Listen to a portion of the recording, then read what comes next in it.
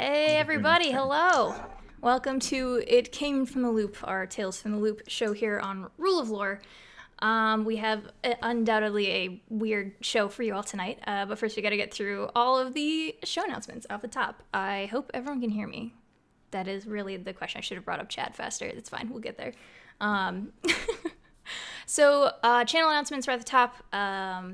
Ramblemancy, our Friday talk show, is going to be talking about the trajectory of fear by Ash Law, which is a really cool write-up on like the stages of horror, kind of, and how you can implement that into your tabletop RPG games. It's pretty cool. I think they're going to be talking through it. I always forget what time Ramblemancy is at, so please, mod, tell me what time that is so people can go be there and hang out.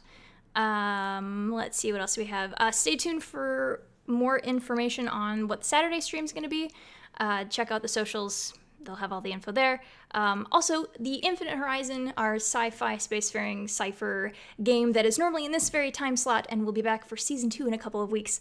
The Infinite Horizon character prologues that we did way forever ago at the very, very beginning of the show are now going up into the podcast feed in audio-only form. So I think they're all up, or they're all going to be up very, very soon.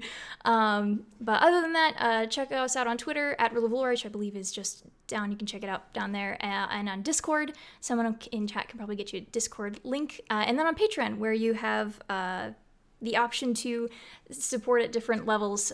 Some of them get you kind of just like all of our cool stuff. There's like a tabletop tool chest, there's a media club, which is pretty cool, and then at higher tiers you actually have the option of sitting in on once a month world building sessions where you get to influence our game. Infinite Horizon, we've been seeing some pretty cool stuff. I heard a little bit about what was made last night, and I'm very excited. It's gonna be pretty cool. I think that is all for channel announcements. Do y'all have any announcements? What are you up to? What's new? What should we all be looking at? What should we all put our eyeballs on? I got something. Yeah. Yeah, next Saturday, starting I believe at 4 p.m. Pacific, 7 p.m. Eastern, I'm going to be taking part in a werewolf game. Yeah. With some pretty neat people. There should be more news about that on social soon, probably from Gabe. Gabe James is part of this game, not the storyteller, but basically the person doing all the arranging. So yeah, keep an eye on my socials and his socials, and there should be more news about that soon. But I'm very excited. Woo-hoo. We're doing a 4-part show. We'll end on Halloween. It's gonna be pretty rad. Yeah. I have something. Yeah. I think. There's some things I'm probably in, but I can't remember them at the moment. But the one that that is very important is over on Friends Roll Dice. We're doing a month-long charity event where we're playing a bunch of indie TTRPGs every Friday of the month, and an Arium 4 shot, which is a recently, I think it just finished being kickstarted. TTRPG. We're going to have a little 4-part series of that throughout the month of October as we raise money for the Rain Network and Earth Day Network. And we're hoping maybe, because the last charity stream we raised, I think 5K. Excellent. We're going to see if we can beat that as well. We're going to try and aim for like 6, 7 maybe. We've got a bunch of really cool guests coming in throughout the month, and we're going to end the month on November 1st, because October the 31st is Halloween. We figured no one was going to be around to do that. So we moved that to November the 1st, and we're going to have a 13-hour stream for that, which is a bunch of other indie TTRPG games. It's going to be a lot of fun. So yeah, hang out, check out that. Donate if you can as well. Sweet. Alex, Remy, do you have anything you'd like to plug or point people at? I do have some D&D themed sweaters up for pre-order over on my Twitter account right now, but aside from that, not too many big announcements. They're very cool, and you should all go look at them. I pre-ordered one the other day. They're really nice. They're really nice. Yeah. Thank you. I stream on my personal Twitch channel, Remy Post, at 8 p.m. Central Time. Probably going to be playing a Sherlock Holmes game this week because I like to play that. And that should be on. Anything else, I'm just on Twitter and I do stuff there. Excellent. Sweet. Oh, I actually have something. I Yeah, you do. recently That's got amazing. announced. I was like, we can move on. I recently got announced I got cast in the new super powered icon system game Power Play. It's going to be over on Q Time starting on October 11th, my dad's birthday. That's the only reason I remember the start date. I've been posting about it a lot, and I will continue to post about it a lot, so just follow me on Twitter and you'll find all the links and all that good info. I think that's what we got. If anyone has anything else, otherwise we can dive right in. Cool. All right, let's jump right into episode 2 of It Came from the Loop.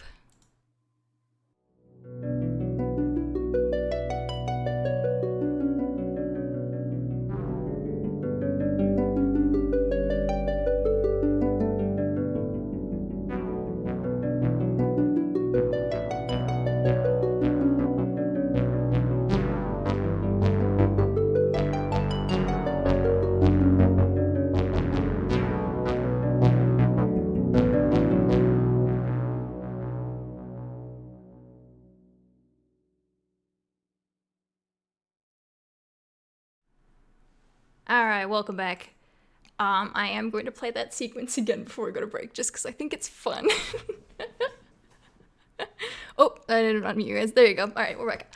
Yeah, all right. So we're going to do a little bit of a kind of a fast forward here at the beginning of this session, because I want all of my players to have a chance to kind of like gain some insight, but we're gonna inevitably try to jump to Friday. So first off, we're just gonna kind of, I think, montage in the form of table talk. So after y'all had biked away from probably one of the most startling things you've ever seen in your life, you set out back home. Is there anything you would have liked to have done? And if there, like I told you all before, if there's a scene you want to have, let me know. Otherwise, there might be some roles involved. Otherwise, we're just gonna kind of talk through what happened Thursday night. I had a thing. Yes. Probably, rather than like how Zach and Ferris would always kind of make like a midway point, I think Zach would have made a point to drive Ferris all the way home on his bike just to like be safe. Not really even like say it, just like drive straight past their like halfway point, so that like they couldn't argue with him about it. Can't jump off the pegs, I'm driving too fast. Yeah. I think, I mean, I don't think it's a thing I'm doing, just anything I noticed. Do I see like cars clearly haven't been raced and suddenly crash to the ground? Like, is there anything like that? No. Once you've left the graveyard, after a certain point, the uprooted pieces of metal that were kind of like in the ground or upside down, whatever, tapered out. By the time you get into town, there is not a garbage bin that has been rattled, as far as you can tell. Well, okay. Is the loop still not beating? When would you like to have paid attention to that? Probably. I mean, I think you probably notice it if it started again. Probably the whole bike ride. He's just like still waiting for the inevitable beat of the loop. Like, is it gonna happen? Yeah. So I think so. You have your whole bike ride home, and it's hard to tell on the bike because you are off the ground essentially, but when you get home you kind of like take a second and like put your hand in your ear on the ground, and it is quiet when you are home. I immediately, like, very panickedly, if anyone has anything else first. No? Okay, I very panickedly, like, just, I guess I have the key, so I probably unlock the doors, rush in, and just immediately start calling Mom. And Mom's Yeah. Oh, if you come in panicked, both of them show up and are like, what? Do you hear it? Do you hear it? What? Exactly. There's nothing the loop is not... Okay, so I'm just gonna, like, we need to sit down because I'm I'm really tired. I biked You really biked really hard. fast. The streetlights aren't even on. Like, that's how fast you biked home. And I kind of like sit down. I'm probably like, I'm panicking or freaking out. Yeah, And they are both scared, like, out of their minds. They have no idea, like, they don't know how to help you because you're saying words that they're not really sure what they were, like, what the endpoint goal is or what the backstory is. But they sit down with you. I was with Beaker in the rival graveyard, and we were just, messing around like we usually do. And then I met with Ferris and Zach. Zach was there. I'm not entirely sure what they were doing there, but yeah, it doesn't matter. So we were just talking and, like, I guess catching up, trying to figure out why the other group was there. And then suddenly, everything started floating, like everything. And then it stopped floating and just like crashed. And then the loop stopped. As you're saying that, the phone rings in Robin's office. Not the home phone, Robin's office phone.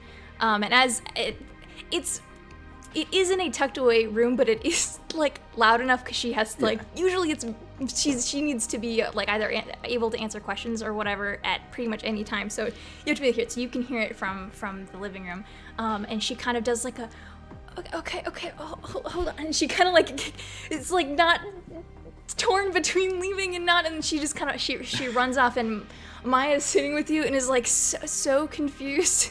She's like, it's probably about the loop. The loops, it's not. It's usually about the. Are you okay? Are you okay? You don't know if they've believed or fully absorbed any of the words you said, but she's like, Are you good? Are you hurt? Are you okay? Okay, well, you scared me, so like, sure? You sure? Yeah. Okay. It was honestly kind of scary. Okay. All of the piles of metal just suddenly crashed. I thought we were gonna get. Did you fall off some of the? I told y'all not to climb stuff. I didn't climb it. I promise. I didn't climb anything this time. Okay. Didn't. I'll believe you. But don't you not feel it? Usually a loop, you can feel it. And yeah, as you kind of say that, the first time you're saying what you were talking about, she's like, and she's kind of kneeling on the ground with you, and she kind of like puts her hand down on the ground. She goes, huh. It just stopped. I don't know if the things floated first and then the loop stopped, or the loops. It happened very quickly. Maybe it's like a maintenance thing. I don't know shit about the loop. And also, quick question. Yeah. I probably should mention this. Is it still snowing? Yes. Mm-hmm.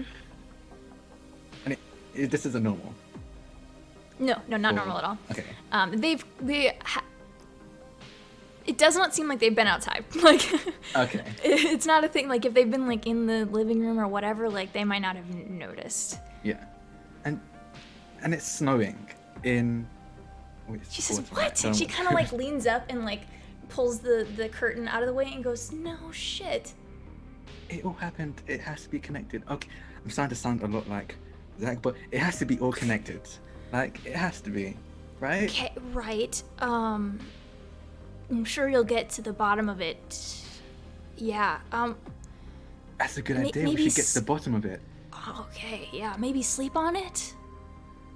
And she's like not sure how to encourage this in the right direction. Yeah, I will. And he's like, just kind of like starts singing to himself, like going through different conspiracies in his head, like, yeah, I'll think on it. And he's just gonna start walking up to his room. All right, yeah. On your way, you pass the slightly ajar sliding door to Robin's office, and you see her sitting. She's not facing you, but she's sitting in her desk chair, kind of like hunched over and kind of like giving affirmatives.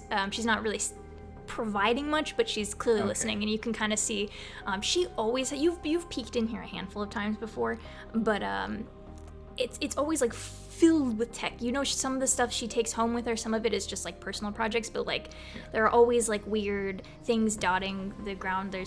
She has some stuff next to her, there's some stuff on the floor, like it's always full. But yeah, you pass and does she seem like distressed or like annoyed? Let's make a roll. Let's see, what do we think here? This is no, not contact, not charm.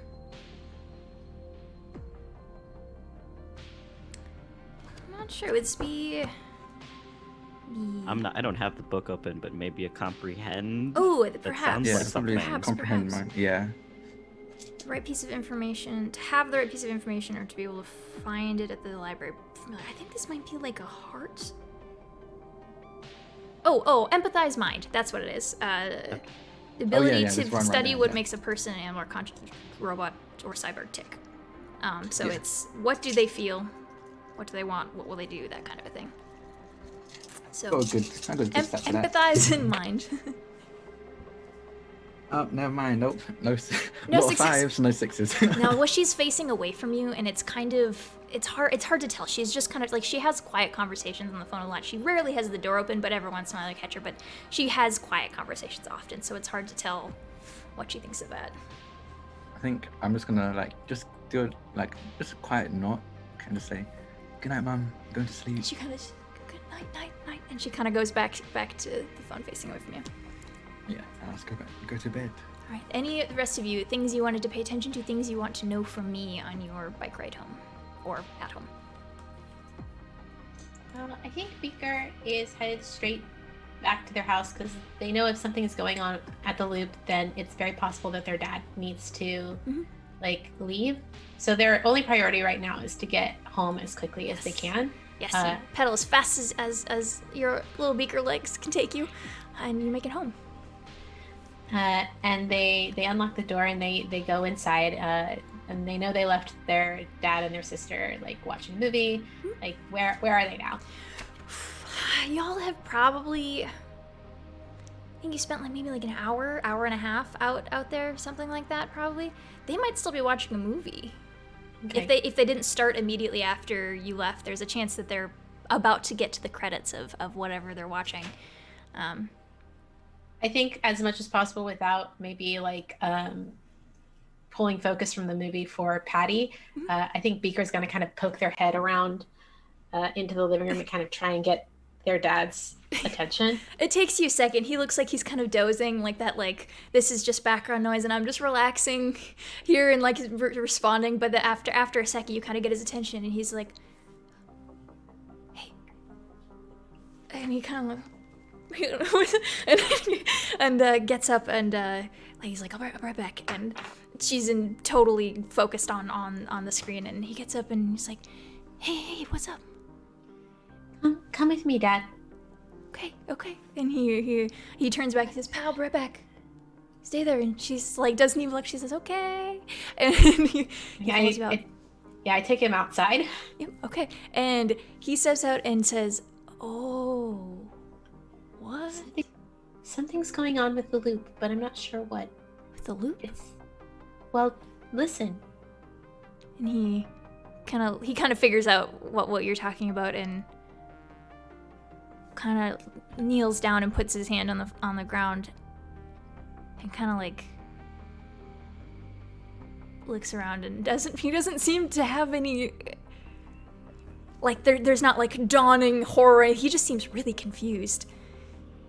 Yeah, I saw something really weird in the woods while I was playing with TJ, and I think it came from the loop, but I sorry, I'm it's okay, you're good. Just gonna spike it every time, because it stopped and then it started snowing, and I don't know how the two things are connected, but I figure you probably need to know about it.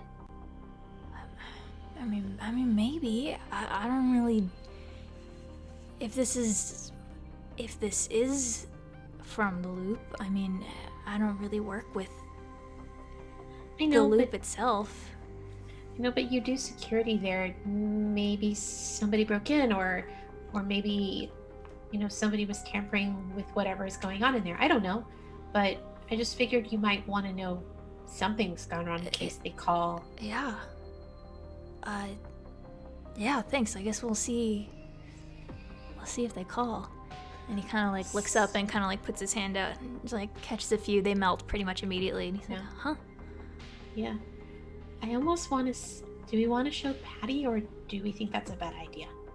He kind of he goes, let's show Patty. I don't know if it would be very seldom that you see snow here, so there's a chance this could be Patty's first time seeing to be able to remember snow. Yeah. Maybe you too. It's up to you if you would like to remember having seen snow. If you had, it was probably a couple of years ago when you were much younger. Yeah, maybe a vague memory of a very light snowfall. If you've ever gone up into the mountains, I guess up to you if you guys take trips. Oh, I'm sure we've gone with sledding. Ooh, you dropped audio. Went very quiet. Oh, hello? Oh, it's very soft. Oh no. Okay. Well, I'll say y'all get Patty out, and this is like magical level, like for her. Like some of us Midwest friends or people who see snow have it like, oh yeah, snow, but like first snow when it's like that beautiful thing, it's like times 10 because you don't see snow, times another 100 because Is that Patty. better? Yes, you got it back. Times like another 100 because Patty is a child and this is magic. And she, like, her eyes get big as saucers when you take her out and she's holding your dad's hand and kind of like, it's like trying to catch it. And you can tell she's like intrigued by like, it's cold, like rain is sometimes cold, but like it's solid and it falls slowly, and she's very, very enthralled by this. Like the sleepiness after watching a movie. Like when you see a movie and afterwards you're like, wow, I'm still there. Like she just got out of a movie and then walked outside into the most magical thing she's ever seen. So she is like,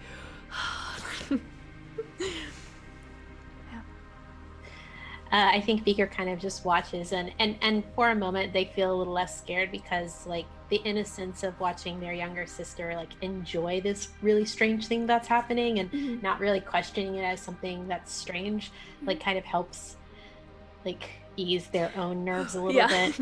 It's like I can kind of just distract myself by focusing on the fact that this is great for Patty. Yeah, good.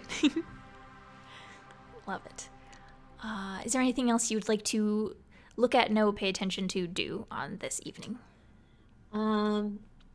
So I think I probably would have noticed what TJ noticed, that like it doesn't appear that any of the other metal items have been tossed about, or like does it appear that there was anybody on my way home that looked like they were headed in the loop's direction? Was there anyone driving that way? No. Okay. The streets were pretty empty. Small town on a weeknight. Were there any other kids out? Maybe, yeah, you might have passed a few, like, kids who were just, like, out before streetlights come on, kind of a thing. Not like... Did they seem particularly disturbed by anything? Not as far as you can tell. They just kind of are biking around, kicking cans around, trying to knock shit over. Like, there's probably an average amount of kids. It doesn't seem really out of the ordinary. Okay, so everything just seems normal going into town. Cool. All right, thanks. Cool. That's all for me. All right. Shazak, anything you would like to know, have done, looked at, paid attention to? Ferris would actually like to also ask her dad some questions. Okay. So he's asleep when you get home. Would you like to wake him up? Yeah, she'll try to give him a nudge. It's All important enough. All right, you kind of shake him. He's like, shake him again. He's like, what? Hey, welcome back. Is it like late? And he like looks at the clock and he's like, oh, you're home kind of early. Yeah. Cool question. We should talk about work, like right now. You know, like has there been any hot goss? Any any interesting wacky cases you got going on? Anything cool like that? Okay. Just Good morning. Hello. It's no. It's nighttime, but go off. And even if there was, you know that I can't talk about any of it. Where is this coming from? You can talk about it with your kid. You know, we have like parent-child confidentiality. He actually laughs and he's like, I don't That's a thing. I'm pretty sure I've heard of it before. It's like, I mean, there's not really anything interesting happening down there. Like, it's just, I don't know, research. I'm not involved with stuff. I just move. I just move stuff around and I oversee. Yeah, but I thought maybe you saw something spooky, maybe something weird going on. I don't know. Just I mean, it's always I'm weird. trying to think of like a scary story. I gotta fill the time on those bike rides. Figure why not give Zach another mystery to solve, right? Tim, you're clearly like scheming or angling towards something, and he has no idea what you're like trying to say, and he's just like humoring you. He's like, yeah, well, I mean, once upon a time, there was, can this wait till I'm like awake? Do we have to do this question? Right now? And this one's really easy. Okay, yeah. One more question. Mm-hmm. This one's not even hard. When's the last time it snowed in your memory? Since you've been here like, however long, a while. I don't know. A couple years ago, it snows up in the mountains. Sometimes. Like here though?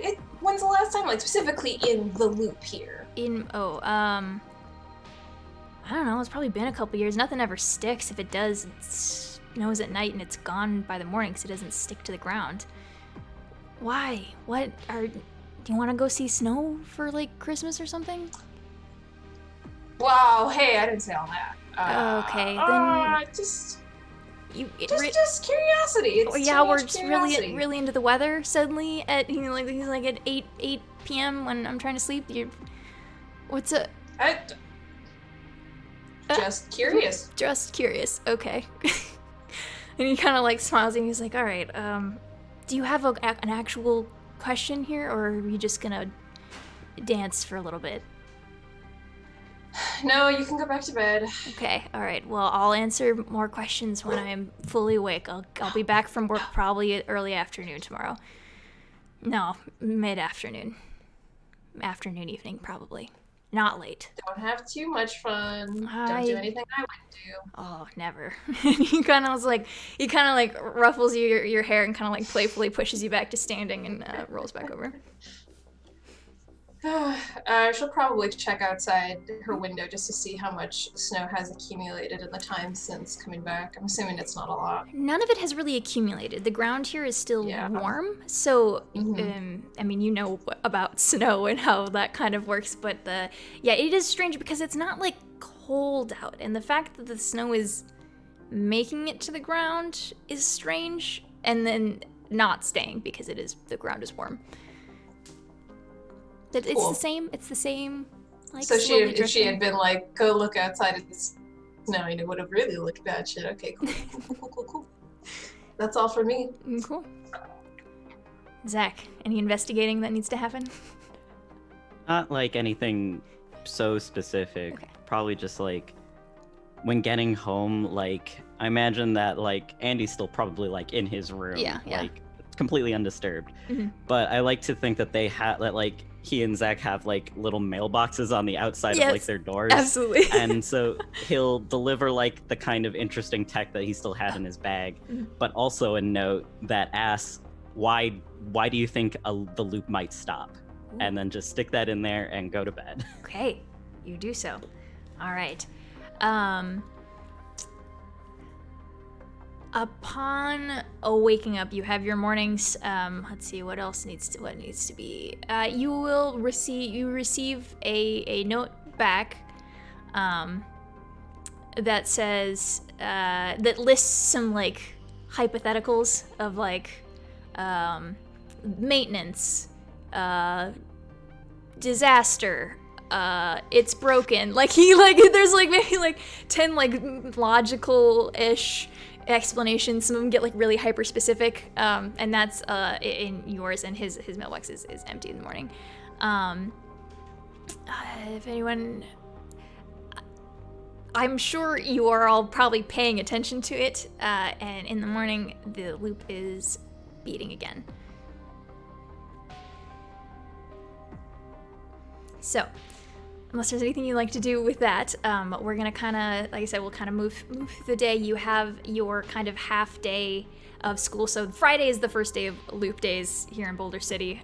So there's kind of like it's that like town celebration where they have like a parade down the main street to like kick it off, and like everyone gets the afternoon off of school or whatever. And it's like that kind of school day where like the periods are just crushed, and so like nothing gets done, and the teachers are just like, yeah, I know, like, no one wants to be here. I'll just try really hard, and we'll have to redo all of this on Monday. Watch Bill Nye. Watch Bill Nye. Did Bill Nye exist in the 80s? It's just the 80s that never was. So Yeah, maybe. Okay. yeah. If he Bill did, Nye. he I don't does know. now. If he didn't, he does. Yeah. Yeah, so that's kind of the thing. Y'all can decide whether or not you're going to the parade. Well, first of all, at school, is there anything you would like to do at school, or would we like to push later in the day? Because all of you are in the same building. It's nothing major, but I do want to. One, TJ's probably gonna be very. He's not focused. He's constantly trying to listen to the loot to see if it's ever gonna stop. But I think he's probably gonna try and like sneak into like I don't know what room it would be called. Like we call it product design here, but it's basically the room where the metal work is. Oh, okay. The metal workshop stuff. Yeah, and The he's gonna shop, try yeah. and just like maybe just grab like a metal ball bearing. Or something Okay, like all right. We're gonna Um, make some checks. Let's see. Let's do probably a sneak check. I would say if you're trying to be. Oh no! not If you would, okay, here. Well, how I'm would you? fine. No, Yeah. there are multiple ways to do it. I just threw that one at you. Okay. You could come up with a different way you'd like to make this happen. Don't let me direct you if you have something else you'd like to do. No, I think sneak honestly is the best option. So there's Yeah. body it would be sneak. There's I don't really know if any tech ones are gonna help here. I mean, you could charm your Yeah, way no. in, like. Nah, I think I'm just gonna go with sneak. Alright, It makes sense. All right, Yeah. body and sneak, those stats together, and roll me some dice. Okay, I got one success. 1-6. Yeah, Yeah. fully. Whatever you wanted from that you obtain. Yeah, I just want to just get a single ball bearing and just pocket that. Cool. I don't know what that's for, but I'm really excited about it. Yeah. So if there's nothing else, we can kind of we'll move into the afternoon. Some of you had plans to go with family. So TJ and Beaker probably both head home to pick up everybody who's coming. Ferris and Zach, do either of you just stay in town, or do you need to go back home?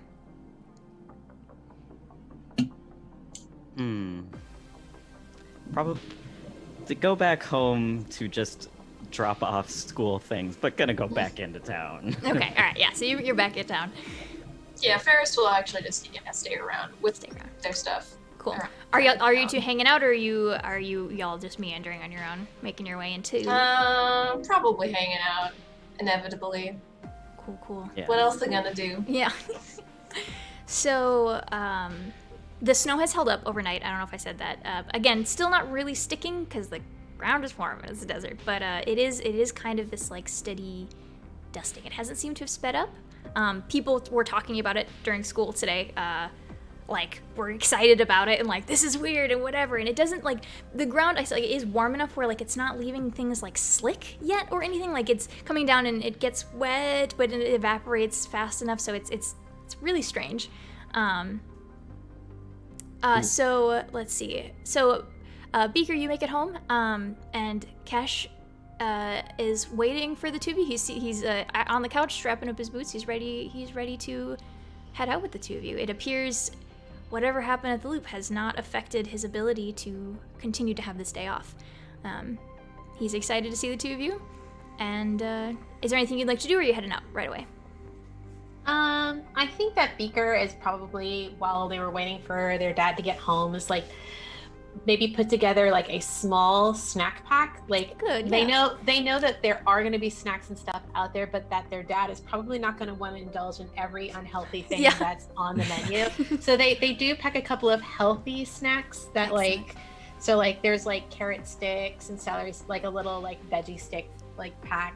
you know, and like just so cute. I love it. Back and you know, like maybe it's like a little bit of peanut butter has been like stuck in the jar, or like, you know, ranch dressing or whatever. But like, so they pack a couple of like healthy snacks so that their dad can feel better about like letting them indulge in some trash here and there. Good. So he had the entire day off. So he had been just like at home today. He had the first couple of hours. He saw you guys off to school, which doesn't always happen.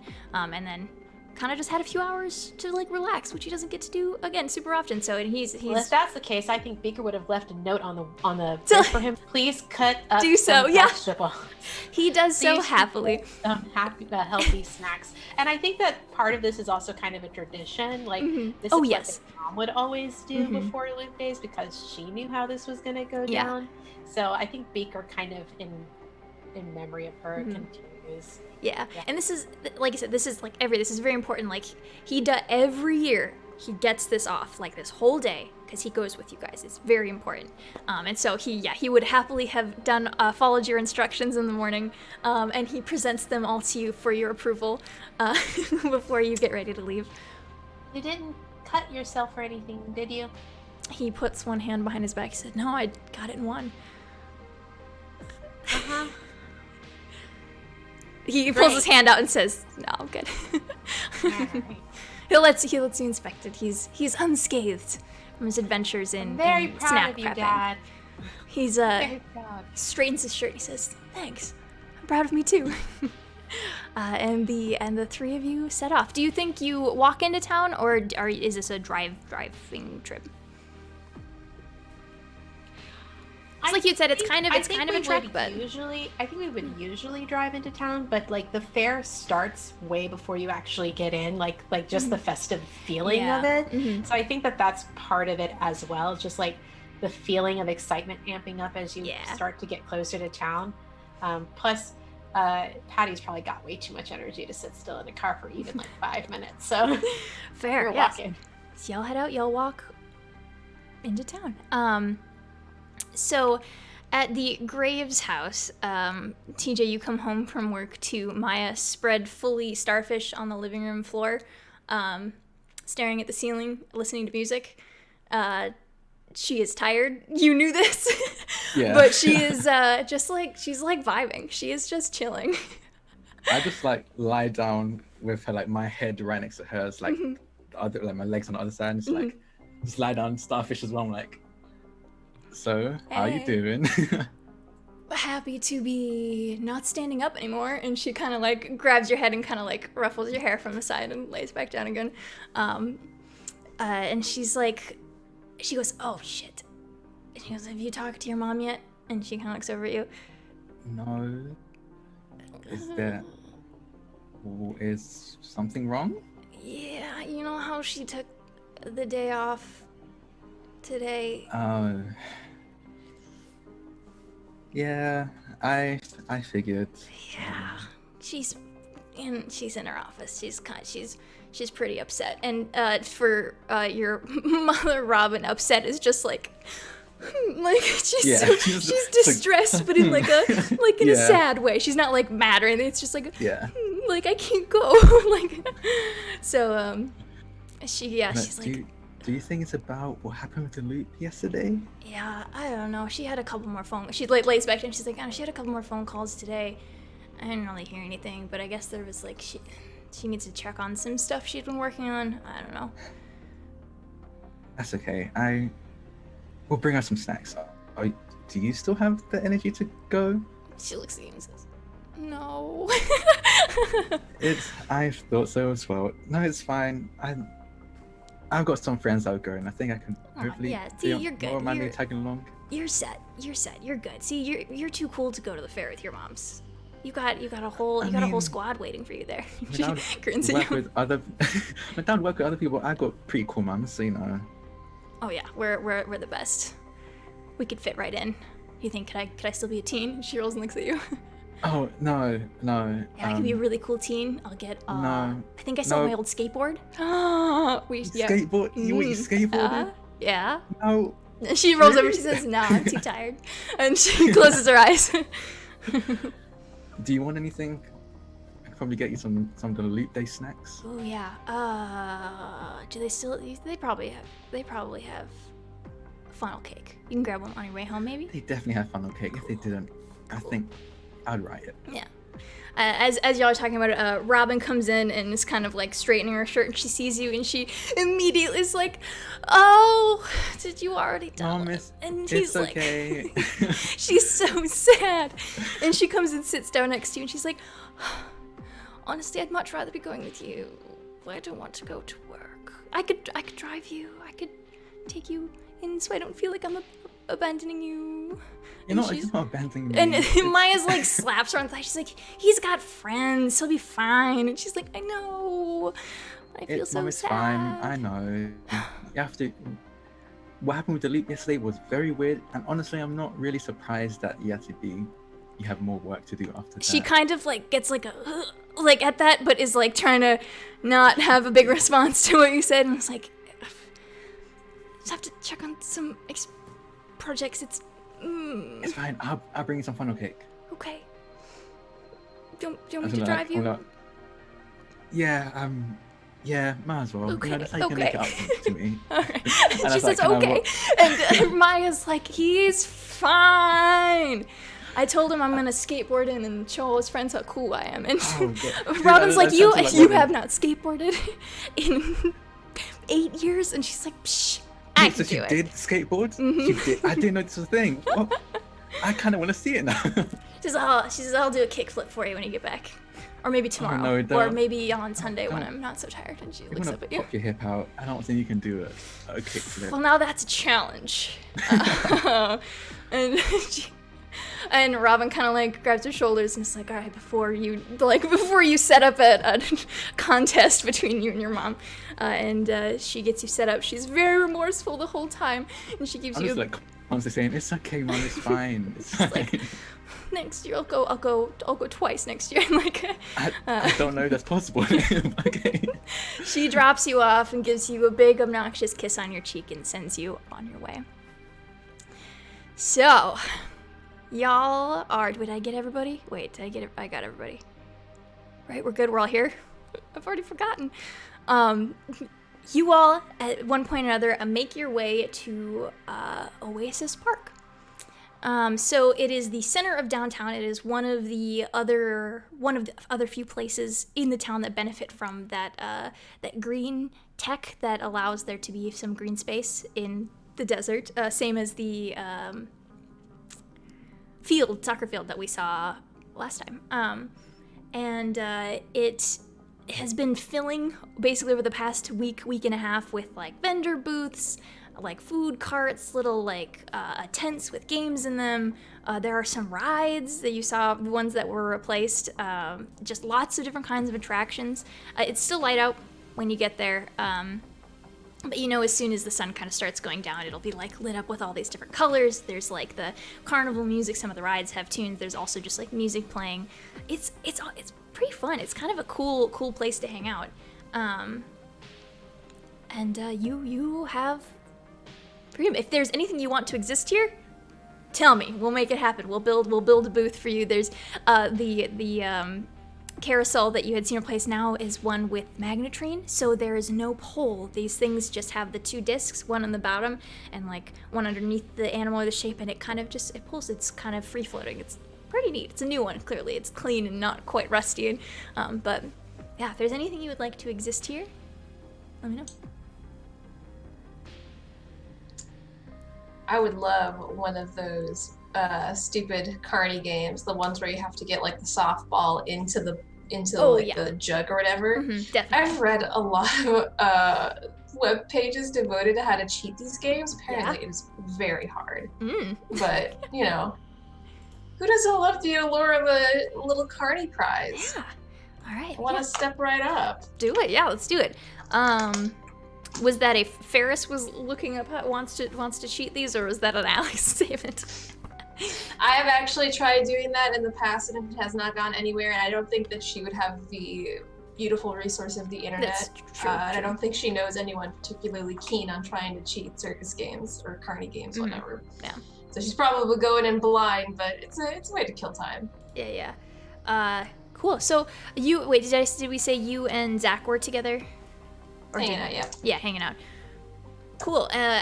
So y'all are headed to games. I'll let you roll it. And it's like Beaker and family and TJ. TJ, you were dropped off, and Beaker and Co. You all arrive, and it is already kind of happened. There's a lot going on here. It's a lot of people.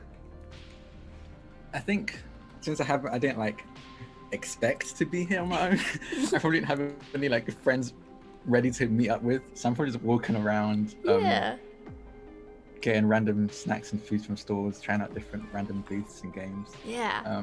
Absolutely. Yeah. You definitely tried the test your strength game. Oh, for sure. Yeah. I'll let y'all roll for some cards. Inevitably, it's not a huge park. Inevitably, you would probably come across either the duo or the Michaels family. Beaker, what are y'all up to?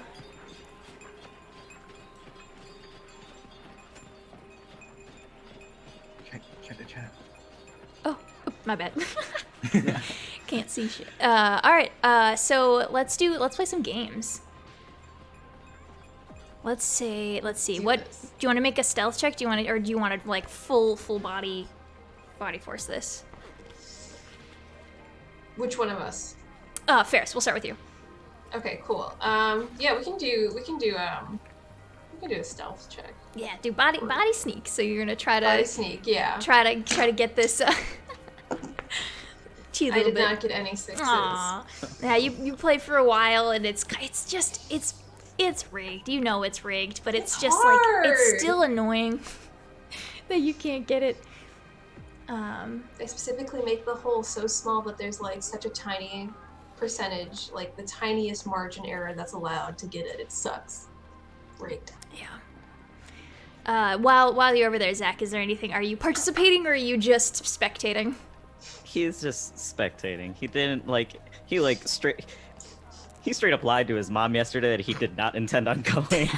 But so he's here right now. True. And is just kind of watching. And like a liar. Yeah. He's a little liar and just kind of sitting and watching and seeing how things are all going. Excellent. Yeah. It's a festival. I was trying to think if there's Thanks like for cheering me on. Yeah, Your emotional and moral support means so much to me right now. There's not a whole lot you can like do to like win, you know. They build it against it's all stacked against you, all of the odds. Like you can't win. You could give me a little cheer. I mean, if anybody could do it, you could, but I've watched Andy try to like best these games enough to know that like there's no way that like anyone with our child dexterity is gonna win. You need to be like at least like 10 years older. An underdog might come up and win. You don't know. I mean, it's always possible, maybe with the but right kind of encouragement. I don't think that encouragement is not a hard stat you can put against this sort of thing. Well, we wouldn't know, would we? I guess we wouldn't. Think you can do it? You're welcome to take a shot at it. Oh, now it comes in. Why don't you take a go at it? Sure, I'll take a go at it. All right, you playing fair or you playing dirty? I'm gonna play fair. All right. Let's see. Let's make a body force. Okay. Let's hold on. Maybe okay. Body move. Maybe body move. Climb high, balance, run fast, chase, or get away. It's the same roll for me. For both? Okay. All right. So... Go. It's a general body check then. No successes. No successes. Same deal. It's rigged and you don't quite have that finesse for it yet. See, now your argument has some evidence behind it, because apparently my cheer did not help you at all. Yeah. Everything. Evidence is everything, of course. Proof is in the pudding. Mm-hmm. Yeah. All right. TJ, would you like to make a strength check? Yeah. All right, body force. So I think like TJ, he's alone, but he's not lonely. He's like, yeah, I'm here. It's gonna be fun. Yeah. It's gonna be great. Meandering, So he looking for kind of- friendly faces. Yeah. Yeah. So I think he talks to the person at the booth, and he's like, I want that one before he's even hit. It's like, I want He's that prize. calling the home run. I'm calling the shot right now. Good. All right. Yeah. Body My dice. force. Okay. 3 successes. Oh dang. Okay. All right. Let's see. So with these, you cannot get a bonus effect. I'll read some of these too. And you can choose one or you can make up your own. Okay. Success another kid. There's not another kid here. Impress, frighten, or humiliate. Pin your opponent. I mean, not really. Take something your opponent is knocked unconscious. You don't need to roll to overcome the exact same trouble in the future. So you can just, and you avoid any collateral damage. So with 3 successes, 1 was a success, and you get 2 bonus effects. And you can tell me what those are. Bonus effect is I want to impress the person at the booth with my immense strength. Yes. And was the other one I said I don't need to roll again to So you overcome just, challenge again? if you would like to, you are just, you are forever good at this task. Yeah. I want to do that. I want to take that. Yes, you do. Yeah, you like let her rip, and this kid who is like running this booth is like, oh, jeez. Do you do it again? Like, do you do it multiple times just to show off a little bit? Yeah. And he's like, God. Keep doing it over and over. He's like, do you want like a couple, or like he's like looking up at the bell and like looking down at the... Yes. Can I have? Like, how many can I conceivably have? how many can you carry theoretically? Basically, if you want like if you're getting a big thing, I'm gonna say you can only carry that big thing. Or if you want a couple little things, you could easily put in a bag or in your pockets or whatever. I want to get 5 little things. 5 little things. 5. Okay. Yeah. They can be we can just say they're generic little things, or you can tell me specifically that what you want and you have it. 3 successes. Can I leave it vague? Because can I just be like, I'm gonna give it when I meet up with everyone else. I want to give it to them. So can I just be what I know they like? I don't know what they like, like our character, but cool. in Yeah. character. We'll do something like that. We'll say if it's something that like is going to, you want to be like, oh, my last thing, I want it to help me assist here. Like you have to, I think, declare it before there's like anything. But yeah, I'll let this happen because that's fun and cute. All right. So after a while, you run into the other 2. Beaker and family. What are y'all doing right off the bat? I think that Beaker is probably kind of taking everything in as they usually would. But one of the first things that they probably do is they point out like maybe like a little, like one of those little like stand shows kind of things, like maybe like a little, like the places that do like little sketches or something like that. Yeah.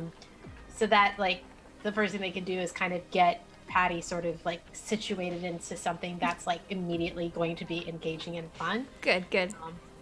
That being said, I do need 1 more second, and I'm so sorry. Oh, no worries. So TJ, you step around, and you all are kind of in the same area working on these carnival games where it's like feats of strength and like dexterity and stuff. So as you kind of round the corner, you see Ferris and Zach talking about the merits of the ability to succeed at this task.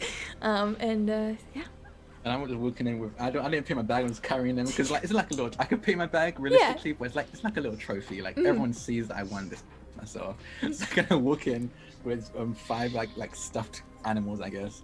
I'm like, hey Zach, hey Ferris, this one's for you, and there's like I pull one out, and this one's for you. And I guess it's up to you. What are they? What stuffed animal are they? Yeah, what did TJ give you? Oh man. Horse. I want an elephant. Yeah. Yeah, if we're just going for the fence, yeah, absolutely. You just do a world tour, just like winning at all the games, man? Not all of them, just the test of strength one. You just get to succeed at forever now. I thought you were into soccer. I mean, you need good arm strength in soccer as well. For what? It's very okay. So and he kind of like Good hugging. he puts his stuffed animals down. It's basically if you're running, a lot of the power and speed in your run is actually from the pumping of your arms. So you have to make he's like going through the motion with it. And if anyone's seen if anyone's watched the training, he's repeating exactly what Coach McAllister says during training. He's like, yeah, you need good arm strength, and he just goes back to the stuffed animals. I have learned so much in so little time about running. You're welcome. Thank you for the trophy. I am in awe of your strength. Wow. Yeah, me too. Jeez.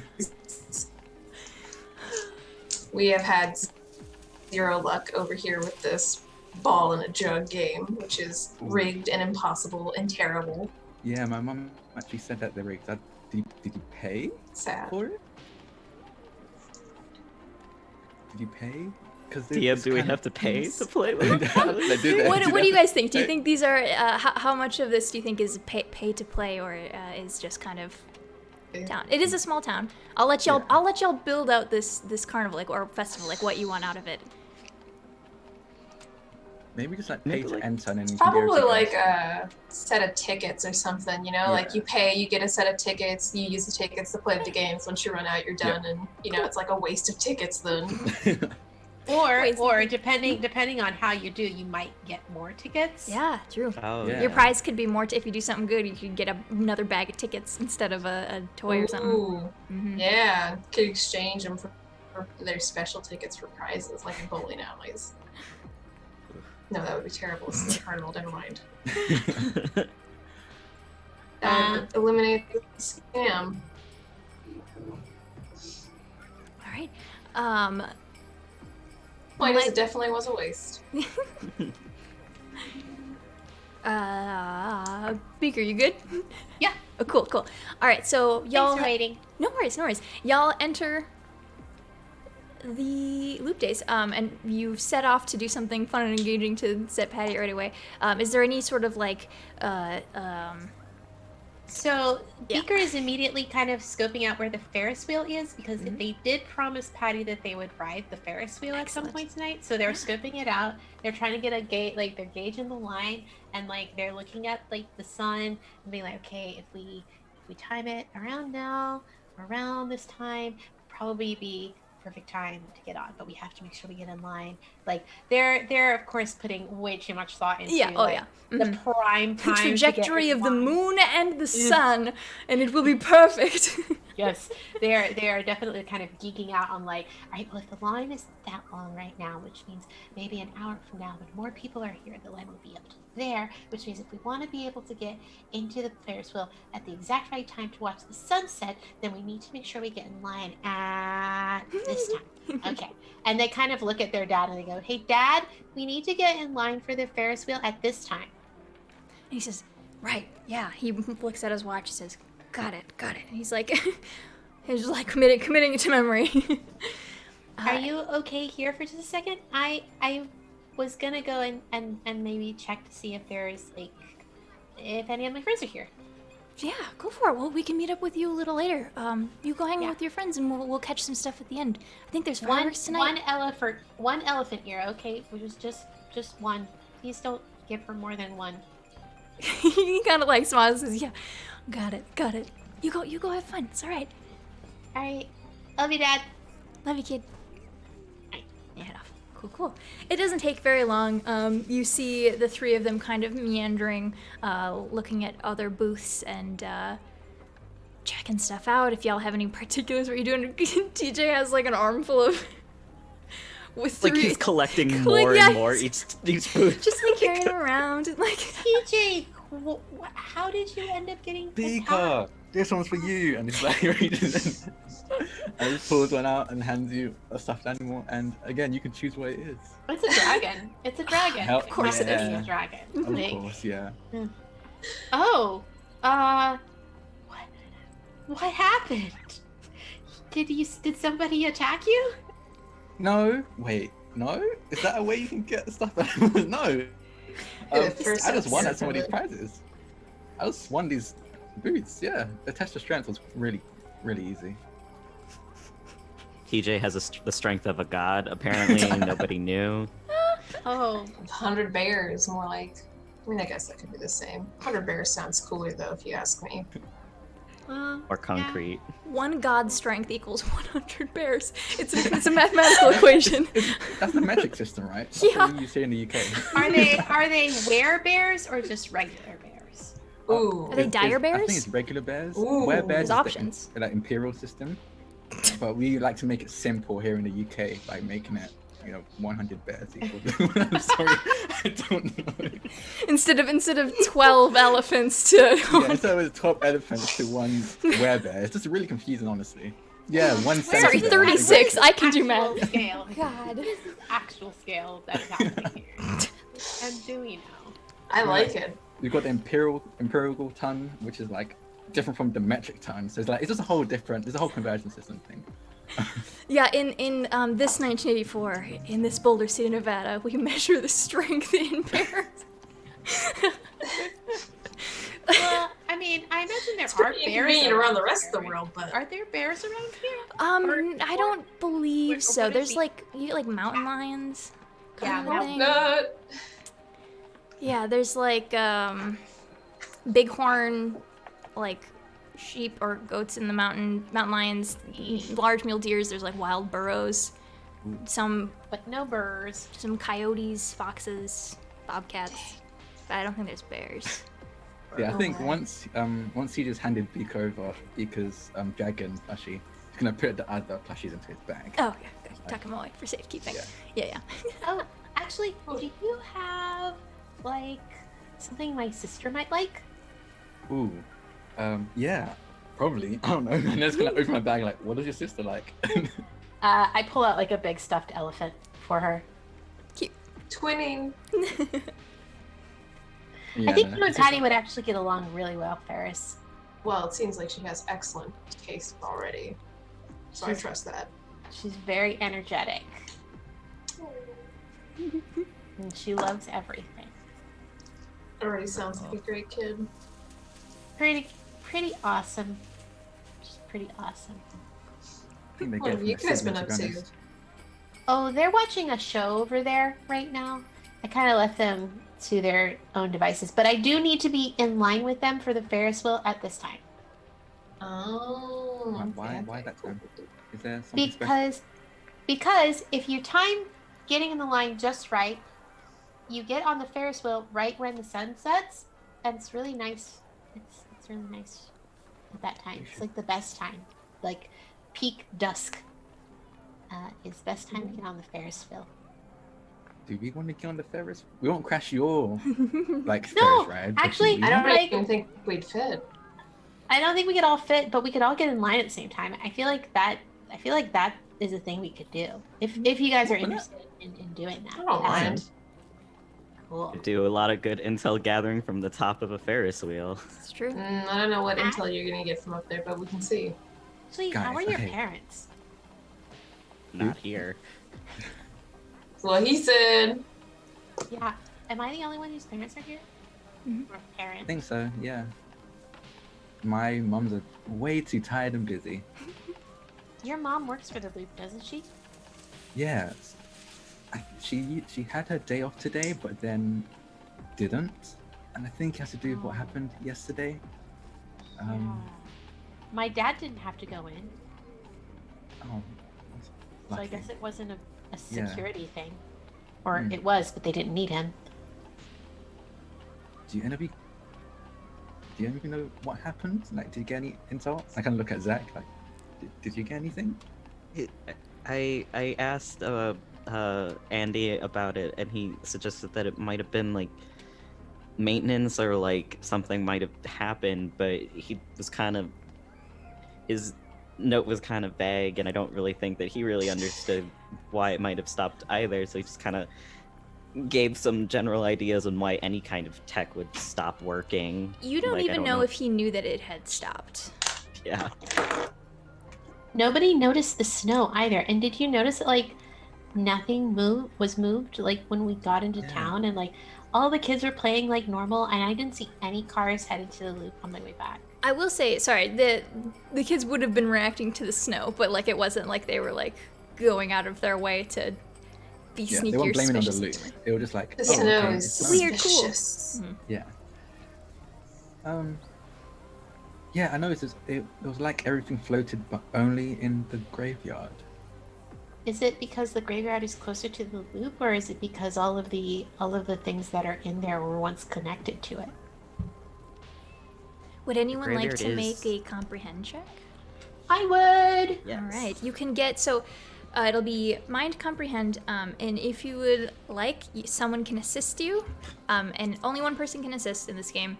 I was playing fast and loose last time because it was whatever. But we'll take it. So if anyone would like to assist, you can get 1 bonus d6. So I'm assuming you all are, because you're all talking about it. I'll let you have that. So both Zach and Vika are making rolls. No, so you'll just roll 1 extra. Okay. Sorry, who's making the roll then? Oh, That's so- what I. Yeah, which one of you one will roll, and you'll get 1 additional bonus die. Sorry. All right, I think Zach already rolled, so I'll let. I already did. Sorry, but I did get a success on that. So 1? success. Cool. Okay, so what would you like? What piece of information? Sorry, I guess I prompted this about the Wait, what were we talking? We were talking about The area of effect yes, of the area loop. of- Would we know like kind of? You said that like it kind of petered off at a point. Was there like kind of a space that we would know that would like a definite hard stop to that like thing? Was it because the graveyard is inside the loop, right? It's in that like big ring. Was there like a space? most of the town is actually. Let me actually pull and look and double check that I'm doing this. Okay. Oh, sorry, microphone. So I actually have a map of Boulder City for. I'll post a picture in the Discord. Yeah, at least half of town, the north half of town is in the loop. Okay. And let me see if I can actually show y'all. So I don't know if you'll be able to see this. This is very little for everybody. So the cooling towers are up here. Town is down here. This is the loop, the big ring, and the graveyard is up in here, kind of. So it's the furthest north thing. And like I said, some of the graveyard is scattered further, and some things you probably would have had to sit and like look and see like what's different about this. But from what you saw, as you were biking away, so if like the cooling towers would be here and the graveyard would be here, the most affected would have been the northmost part, and then it seemed to have less effect as it got further away from the center of the loop. Okay.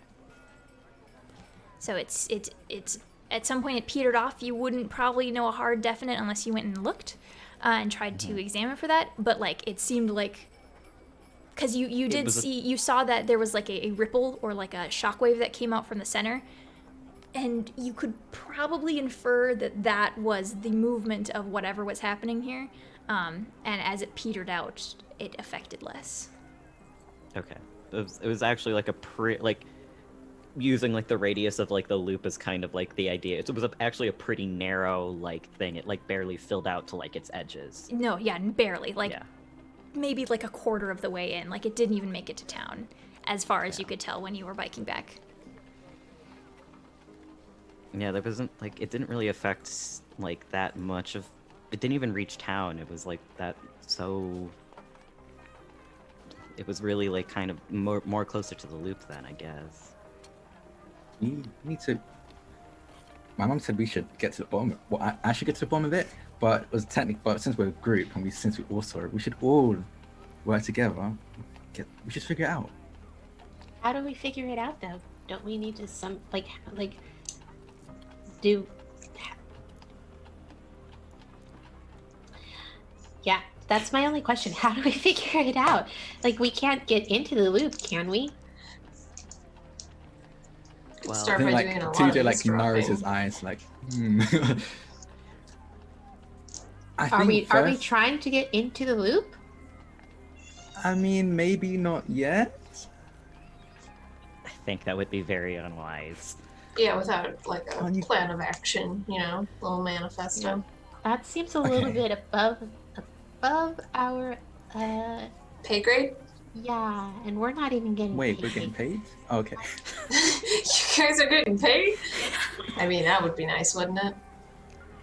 Paid to go to Well- school, paid to solve mysteries. Like Great. Scooby Doo! Great. Man, imagine being like the kids from Scooby Doo.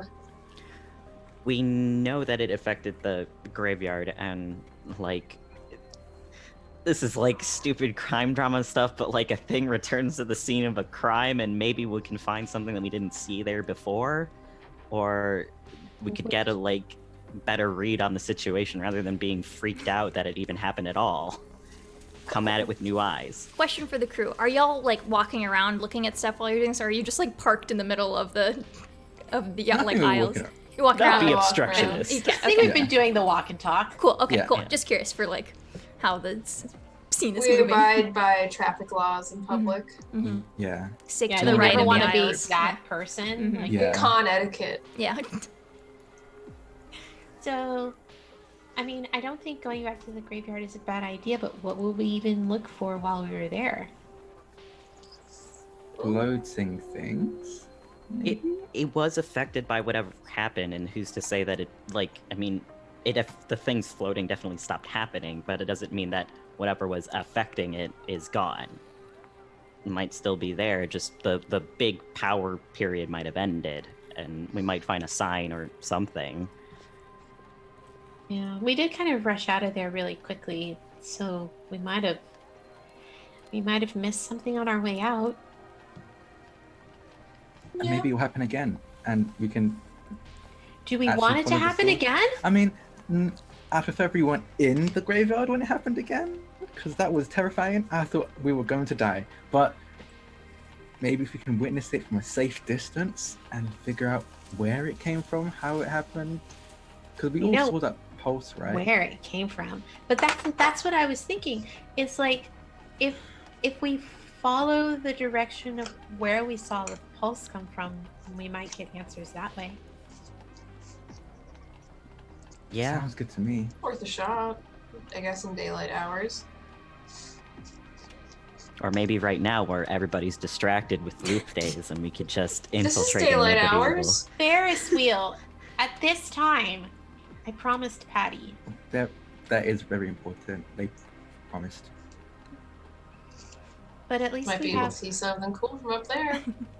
actually That's true. We keep our eyes peeled. Don't you have that goofy little telescope on you? It's not goofy, but yes, I have it. It's a little goofy.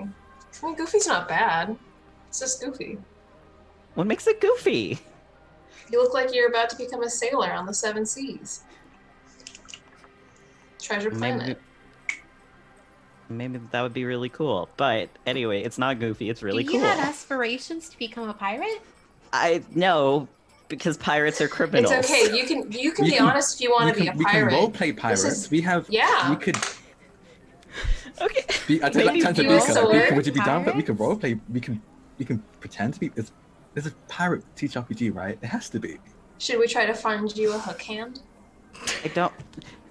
Maybe role-playing a pirate would be really cool, but that's not important right now. It's that my telescope is really cool, it's really useful, and we can use it at the top of the Ferris wheel. That's what we're talking about right now.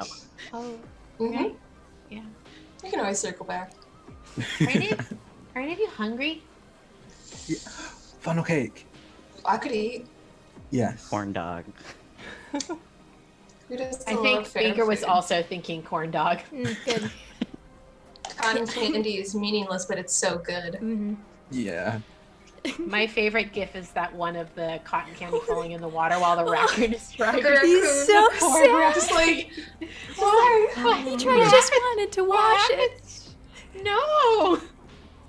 Sorry, and we're. You're good. That's awful. I've never seen that. Oh my god, we'll It's, show. just it's hilarious and also just so tragic. I'm requesting chat. Someone put it in Discord for Drac, and we'll look at it during so break. that you can enjoy it.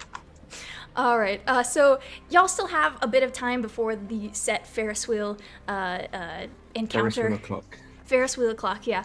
And so you move around, you go and kind of get in line for some food. It's the good greasy fair food that is just like, if you eat too much, you know it'll be bad, but like the first bites when you only have like this like once a year kind of a treat, you're Yeah. like, oh my god, it's great. Deep fried, wonderful. Y'all pick up whatever you want to pick up. You kind of get in line for a couple of rides. Are there what rides do y'all think you have tested or tried at this point, you can feel free to like invent something. We have the magnetrine effect, and these can get weird. You don't have like we can pick like one or two things. It doesn't have to be a bunch, but just kind of. What do you want? We got like magnetrine swings. Like, that version of it, extra scary.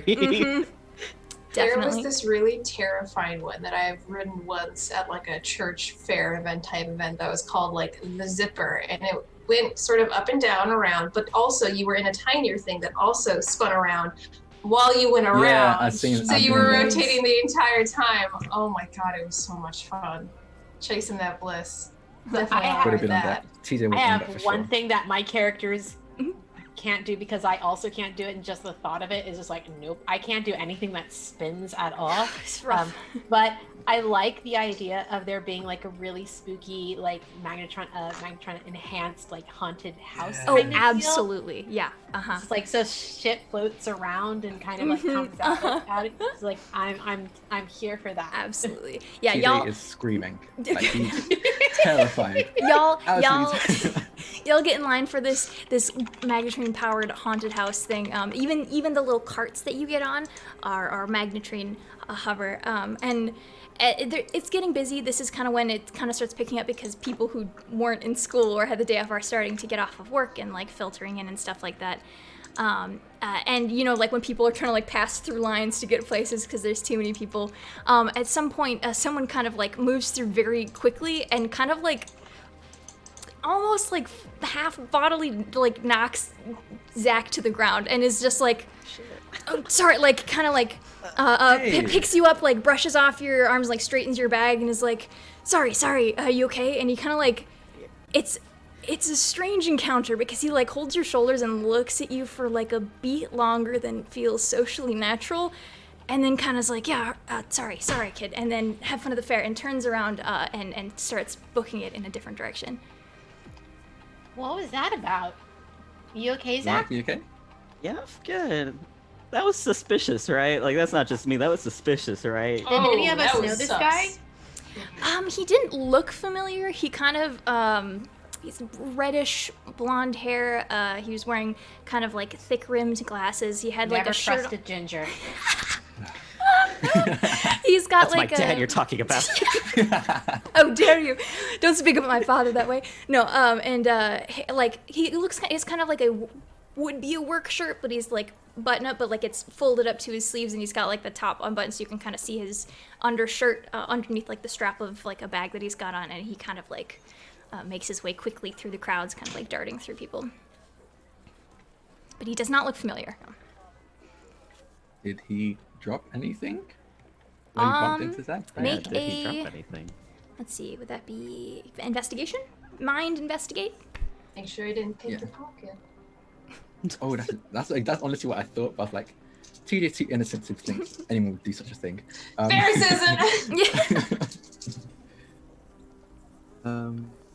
is one success.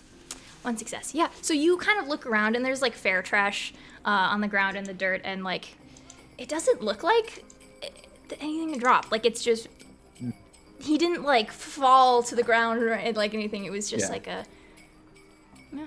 And there's no. The answer is no. There's nothing. There's nothing that it looks like he dropped. Right. Weird, but maybe just you got everything in your pockets, right? Can't do it. So yeah. You pat through your pockets and in your jacket and your pants pockets, and yeah, anything you had in there is still in there. All of your tickets are still intact. Okay. Weird. Oh. Well, Zach will remember this. Zach will remember this. Good. Yeah, you burned his visage into your mind. He looked too long to look at me, and I looked too long. Yeah, to you look looked at him. you looked back at him. Yeah, absolutely. Maybe he's a secret cryptid. Cryptids don't usually take humanoid forms. I was gonna say, do cryptids have a fondness? Wow, Jesus, do cryptids have a fondness for fair rides and carny food? There has not been any evidence to say so I will not discount it. However, I don't think that this rando-ass guy is probably a cryptid. He just looks kind of like a guy. There's nothing really off about him that way. It was weird. Y'all are Always moving. keep an eye open. Yeah, y'all are moving forward in the line as you're kind of talking. You're up next to get into the haunted house. Haunted house, haunted house, haunted He's house, just like haunted he's house. like sweating. He's like, yeah. He's like, he's trying to act like cool. He's trying to act excited, but he's very, very nervous. Like, yeah, haunted house. I'm always so bad at these. You normally go in haunted house, CJ? Do you like them? Yeah, all the time. I mean, it's usually not that scary, so I just don't go in them because there's not really much point. They're 'Cause not. it's not Nothing's scary. real. They're not real. It's just all fake believed stuff. Yeah, Right. yeah. You would know about that. Don't worry, I'm right here, and I'm not going anywhere, TJ. I will protect you. Very brave. See, everything will be fine. Just don't look like you're not scared, because then they'll go double time. They try so hard every year, but it's nothing. This isn't a people one. This is all mechanical. Yeah, no people. Even better. They won't smell the fear. You are all ushered into the little cart. It's like a little 4-person thing. Does it have the little laser? Is it like one of those things where you have to get the targets as you go through, or is this just like a haunted house thing? Is it like a game, or is it just a I ride? kind of like the idea of it being a game because I think that will help. Oh boy. TJ's enjoyment of it so much more. All right. I think it's like sort of laser they're like the Ghostbusters guns, but I want mounted to on see the front Beaker instead. go off. Yeah. I want to see Beaker just wail on these imaginary things. It's got that blacklight effect. So everything is super stark, that really bright neon in the blacklight, but it's dark. And y'all are you're strapped in, and it's please keep your hands and whole bodies in the cart the whole time. Your lasers are attached to the cart. If you drop them, you'll be able to pull on the cord and pull it back up.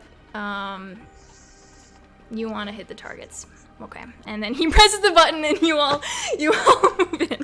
And it's That's a whole ass mood. Yeah, it really is. just some teen. You maybe TJ would maybe recognize him from school, a year or so older than you. And so you head off into this little cart. It kind of spins and bobs a little bit, and there are targets kept. So y'all want to roll some lasers? Yeah. This isn't lasers Yeah. and feelings, but we're gonna roll some lasers checks. Yeah. All right. Let's see. So this is gonna be probably body. What do y'all want it to be? I'll let you guys pick what roll. If you can convince me why you want that roll, I'll let you have it. Mine calculate tech Yes. because they're Yes, you can. they're using their Mental- brain, their mental brains to get the right angles on Yeah. things. You absolutely can. I'm gonna go body move. Body move? TJ is still scared, so everything is just muscle. Just twitch reaction. Yeah, there's no thought process. Just get the laser on the thing. Yeah. Yeah. And the little targets that move around. Yeah, Let's do a first we'll body. do body move. Body move. Cool. All right, roll me some checks. I got So- one success. Cool. 2 successes. Oh shit. I got no successes, but I would like to push my roll. Okay. All right, Oh. take a condition. yeah. Which condition would you like to take? Or Exhaust. you have luck, which will not require you to take a condition, but you can, if you would like to save your luck and take a condition and push, you can. But I'm just letting you know that is an option because I you like the idea of pushing. Okay, cool. Yes.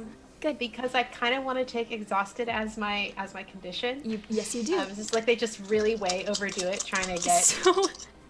So for everyone at home, there is no hit points in this. It is a damage track in the form of conditions, and there are 5 or 6 of them. successes. What? No successes. Oh no! Oh no. Good thing there was not another condition at stake here. But basically, you pick one of the conditions that fits this, and you will have I believe, a -1 to your future rolls. You'll have -1 die until you are cured from that condition. Hey. Cool. Yeah. So you do that. And so everyone did everyone tell me what they got? Yeah, I got no success. No successes. All right. So Zach and TJ just absolutely just do great. How is this how are you shooting your firing your little laser gun? Are you TJ, you're like just screaming the whole wildly time. like, yeah. The whole time, like he hasn't taken a breath. He's just screaming as he's shooting. Good, yeah. I think the thing like if we gotta like sit and like if it's like a cart that like Zach's probably at the back of it, and so anything TJ doesn't hit like screaming wise is like in his blind fire. Zach's getting because he like sees TJ like firing around. Great. Yeah. As you're moving around, TJ gets like 2 in a row, and there's 1 left. And as you go to laser on it, Zach, there's like a sound, and the cart halts. Oh. And the way that TJ. Magnetrine works is the like, it'll still be up. Everything that's using Magnetrine, it's just fully still. There's no bobbing or anything. It's just, it won't move, but it's fully still. You've seen like things that are out of commission, and they have some space between them. But y'all are.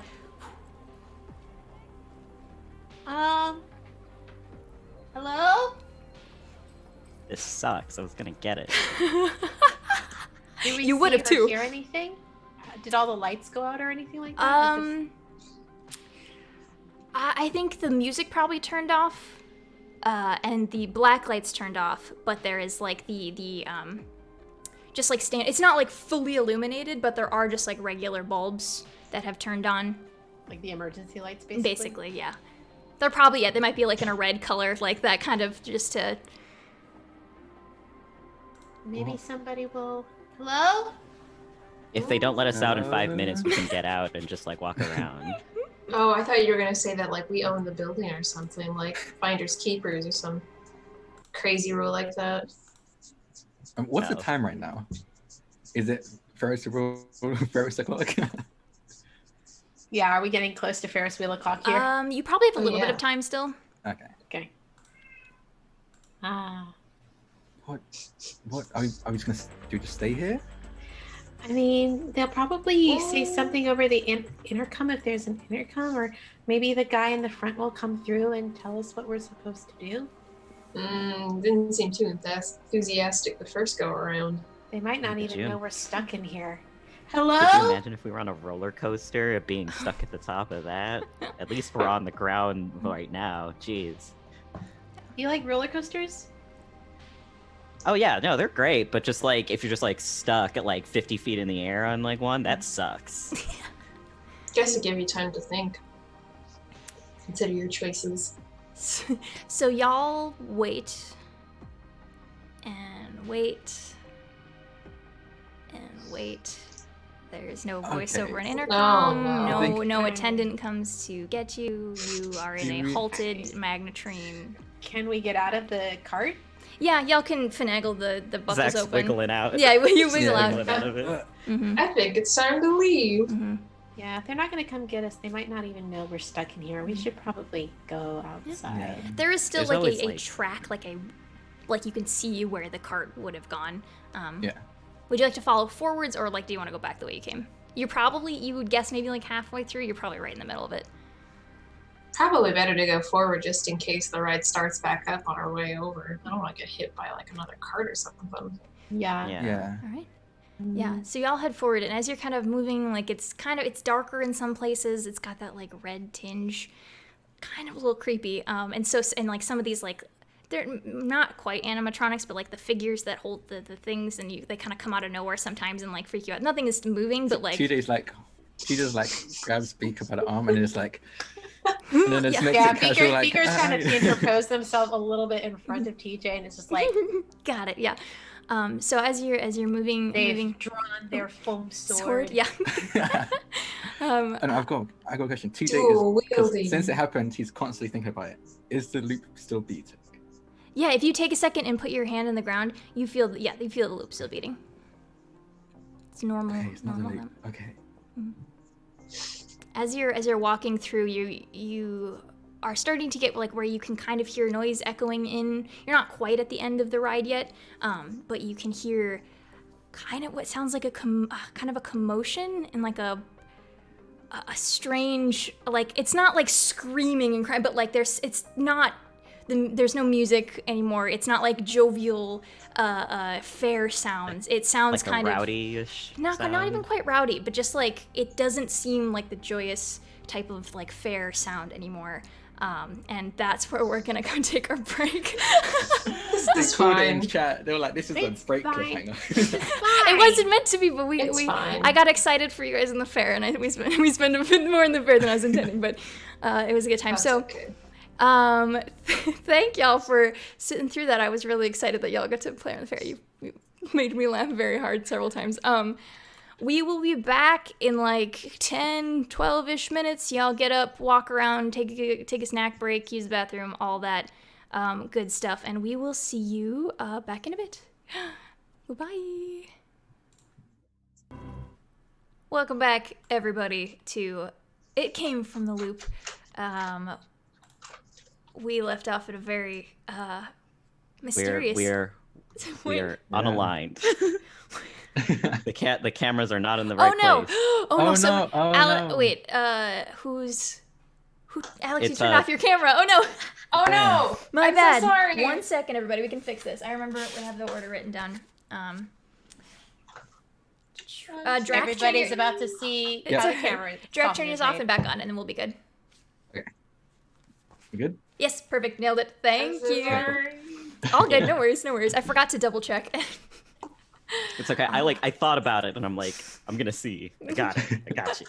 But yeah, I also, this is detracting from everything, but I did want to say that the episode 1 was titled "The Day the Loop Stood Still." So if anyone is, that was fun. I was excited with that. Now that the loop is running again, you are trapped in a haunted house, supposedly. Let me get my music back up, and you guys can discuss what you would like. What do you mean trapped? We can see like the light. That's at the true. end of Yeah, the you can tunnel. see it. Then you were Yeah. stranded for a bit in the in. Don't scare me like this, Kate. Sorry, This sorry. isn't like. Is this like one of those ones where it's like only one cart goes at a time, so there aren't like Yeah. any carts ahead of us? If there sort of if there thing? was a cart ahead of you, it was out already. Like there might be a few carts, but it seems like by the time you're like halfway through, the other one would have been already all the way out. Yeah. Haunted house off-roading. So what are y'all doing? You've heard like a. There's no more like fair music sounds. Like I said, it doesn't sound like a we're just hanging out, having a good time. Like there is some, but it's quieter. The end of the tunnel is nearing you. You're probably like 20, 30 feet away from it. I think Beaker kind of starts to speed up because they're immediately worried about their dad and their sister. Yeah. Yeah, TJ definitely. If Beaker moves ahead, he'll speed up as well. Try and Do keep we, up. do we still have like the little laser gun things that came with the ride? They are attached to the cart. Yeah. What would you want it to do with it? Very I mean, Take if them I off. could have walked away with it, it would have been a pretty cool token to have. But if That's it's true. gonna take effort, I don't think she's got anything sharp on her, so it's not gonna alright. be worth it to try and Alright. yank it off. Cool. She's not that desperate. Only if it was easy. So y'all make it up to the edge of this. I guess like it's like a tunnel. It's got like this like shredded plastic kind of, so you have to like go through it. Hits you in the face when you walk through, or when you would ride through it normally. But you get to the end and you kind of like peek out, and there's now that you're getting closer, there is like a an alarm, kind of, not quite klaxon, but like there's like a beeping or like a warning sound, and you kind of look out, and you it's getting quiet at this point. There is very little sound kind of left over aside from a few individuals walking around in like a dark tactical gear almost. Like this isn't like Boulder City police officers. This is like kind of intense. They're ushering people out, kind of giving orders. Some of them are talking into like a walkie-talkie or receiving information. And you're all peeking out. It's mostly dark. All of the lights have been turned off. There's like one, like at the top of like a telephone pole, like one light shining down, but everything else is kind of shrouded in shadow here. Zach's slapping like Ferris's arm like with the back of his hand, like this is like a thing. This is like a This is thing. like a thing. This is unfortunately like a thing. Ooh. Is it actually like a thing? Yikes. Okay. this is like what they do in like alien movies and shit, and that stuff's fake as fuck. But like, I didn't think that it was like. Okay, first of all, aliens are real. It's one thing that is real. Thank you very much. But we're not arguing this now. Later. Do you see my dad? I'm gonna try and look for. Someone, you want to make a. What's the perceive check? I always forget. Mind. I wish to perceive. You do have your telescope. That's very true. I'd like to try to telescope it. Wow, that thing is actually way handier than I would have expected for the 1980s. Maybe Ferris is wrong. Oh. Okay, is this investigate probably? Right there. Yeah. Investigate. And because you're using your iconic item, you will get 2 bonus die, and I believe this is nearly a maxed roll because that is your maxed out stat. 10 I How took will I out. help? Can I help? You can take an assist. You can take 1 extra die. 11. Yeah, I think this is the maxed out roll. What do you see with your cryptid eyes? That is 5 successes. Oh fuck yeah! Whoa. All right. So you'll gain an additional information for every +1 to the roll up to +3. So your first piece of information was looking for Mr. Michaels. Beaker's dad. Yeah. Yeah. So you do not see him from where you are. It's pretty sparse at this point. You don't see him. You get 3 additional pieces of information. What would you like to know or perceive, see, hear? Questions about what you're looking at.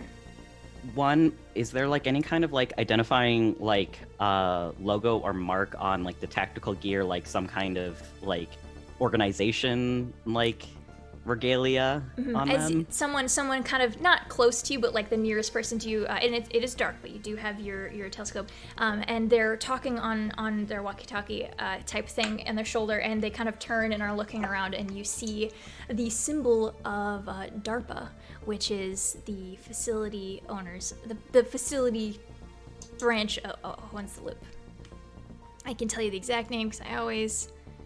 DARPA, Defense Advanced Research Projects Agency. The loop was formed under them. Okay. I only ever know that from like Metal Gear Solid, so I kind of have a vague idea. Okay. Is there Two more. From our location, can I like see it? Is like a thing that would have caused alarm in the immediate area of like the fair? Can I see from this location? Like you're looking for. If in some kind of like incident or like something I see. centered to this location was causing this alarm. No, it kind of looks like they're sweeping the area, like the way that they're kind of moving through, like they're trying to clear out the park. It doesn't seem like there was like a fight in the middle, a ride flew up and crashed to the ground. Like no, it's just it kind of seems like cross movements sweeping through the park. I have no fucking clue for the last question. Does anybody else have an idea for the last one? I have an idea. The person that stared at Zach for too long, is he amongst the people that are they being ushered out, or does it seem that they're in cahoots or working? Sorry, what was the beginning of the question? I couldn't hear you. The person that bumped into Zach and said at him for a bit too long. Is he does he seem involved with what's going on? You do not see him. No, not at all. Going on? Why are they clearing everybody out? Someone kind of gets closer to your area. Kind of like duck back. So someone who's just like walking around, not quite looking, just kind of that like meandering walk, like bored and has done what they're supposed to do. And you hear the little doo-doo, like the chime of the walkie-talkie like radio on their shoulder, and it says. Squad Leader 3, what's your status? Over. And this person leans down and says, we're clearing out the park. There's only a few stragglers left. Any updates over there? And over. And you hear, we've cleared the safes and the rest of the building. There's no sign of the key. We're moving to sweep the next block. Over. And they say, affirmative, whatever the word for confirmed. Gotcha. Over and out. And that's the Roger that. And 4. Mm-hmm. And they kind of are moving around, just kind of vaguely sweeping their eyes. pull everybody back in. We're going Yeah, back, I can, back into the hide. Yeah. Okay. Like, Don't be suspicious. Don't be suspicious. a key they're looking for. Like, is that what they said? Safes and a key? That's what I thought I heard. Pretty interesting. Was the loop robbed? Maybe. But But wouldn't your dad have been called in? What I would have thought. But why would they be looking for safes and a key here? Well, it sounded like they said that they emptied the safe, didn't they? Oh, You would probably perform- clear as in have looked through all of it. Okay. They're sweeping the area, so assumedly they're like trying to find something, like something might be like missing, if like that is to be believed. but why here? Why would they hide it here in the fair? Did The we? bank is Hiding it kind. on. I will say the bank is like further away, and that would maybe give you the idea that they're sweeping the entire downtown. In Hiding case- stuff under people's noses, like you're not gonna look when there's a giant fair around. So, okay. Are y'all moving back through, or have you just stopped and sat down or something? What's kind of the? I feel like going back the other way through the haunted house might provide the same result as going this way, but you Yeah. have to go somewhere. Right. Is It there doesn't like so- is there like a maintenance like hatch? So there's like the entrance and exit of the ride, but then there's probably parts that's like back Yeah, doors there's that people you'd won't probably get. have passed like a door on each side, but the maintenance is like the walkways that walk across, like that are Okay. next to the track. But you could probably one of those doors you would assume goes to the outside. And I will say, as you as you were observing them, it doesn't look like they're making arrests or anything. Like they're not putting people in containment. Like they're just trying to get Yeah. people out of the park. And this is, I will say, this is not the type of security that your dad is, Beaker. He is more like general, like the front box or in like the front desk. It is not like, these are specialized, like tactical. Whereas he is more Yeah, general, my lets people in dad and out. doesn't do anything like what they're doing out there. At least as far as I know. With the people that own the loop that like fund and do all that stuff, but like it's even higher than I think like your dad. Yeah. He's just the person who lets people in. Makes phone calls for kids in the front. Lets I people hope know he's when they have okay. visitors. Yeah. I hope he's okay. It doesn't look like anything bad happened. Everyone seems to be just be leaving. TJ, you don't ever hear your mom ever talking about maybe weird stuff going on higher up on whatever she's doing when she's at home? I don't try to listen in. Last time I did, I got caught, and she wasn't very happy with me. But last night, she seemed very like distressed, kind of not distressed. It seemed like she was investing in something, a very important call, but I couldn't really get anything out of her or the conversations we was having over the phone. So I don't know. 20 I bucks might- says they got an alien. There's an alien somewhere involved in all this. I don't know, I feel like my mom would tell me if they had an alien. I don't know. I don't think that's You something sure? to keep from me. She works for the mean- government. Yeah, but she's also my mom. I'm like, I don't think she would keep that from me. I That's mean, way don't too they cool. usually keep it from loved ones and like all of the movies about extraterrestrial activity But because it's all top Movies don't secret have my mom in information? it, okay? The movies are different, okay? My mom would tell me this kind of stuff. I'm pretty sure of it. Well, unless she's trying to protect you. Got a Do you guys point. really think there's an alien? That's also a thing in the movies that they're like, trying to protect Mhm. loved ones. Mhm. But I don't think it's aliens. I think it's something weird happening at the loop. But okay, let's put a few things together here because I think I've lost the thread and I'm not entirely sure I understand what's happening. Something weird happens at the loop. It causes all of the robots in the graveyard to float and then crash. It doesn't seem to affect anything in the town, but it does cause snow. and then somebody robs a bank. Weird chain of events. If we want to start investigating, we can just go to the graveyard. Like, that's the only lead we kind of have. Yeah. I'm a little bit worried about not telling my dad where I am. He's probably freaking out. But yeah. Well, this is a big fair that, like, he could probably assume that you're going to make it home sometime, that everything is really scattered.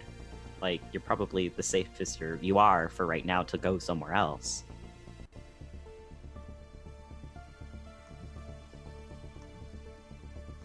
Beaker running that logic through their brain. Okay. I mean, at the very least, you're with 3 older kids. Like, that's gotta be something, you know? Yeah, reassure him. we're young adults. We know stuff. TJ's been hired before to, you know, check in on me, so that's like having an adult's permission, basically, to go Certified do whatever. babysitter. The pay is great. Does he? He never admits to me how much I'm worth. He says because I phrase it like that, he won't tell me. No, that actually makes sense. Yeah, that would probably make most parents feel bad if you phrase it like that. I thought it was kind of funny, but I guess not. You shouldn't tell them either, TJ. You can tell me later, though. I can't. I'm under an NDA. Guys are no fun. All right, to the graveyard then? To the graveyard. Yep. All right. I will give you a piece of information, just as kids and things you're aware of in the town. The bank is not just for money. People sometimes keep valuables in lockboxes. I will give you that piece of information. So y'all head out. Zach, have you checked inside your bag? No. Is there anything different inside my bag? Yeah, you like overturn it, or do you just kind of like?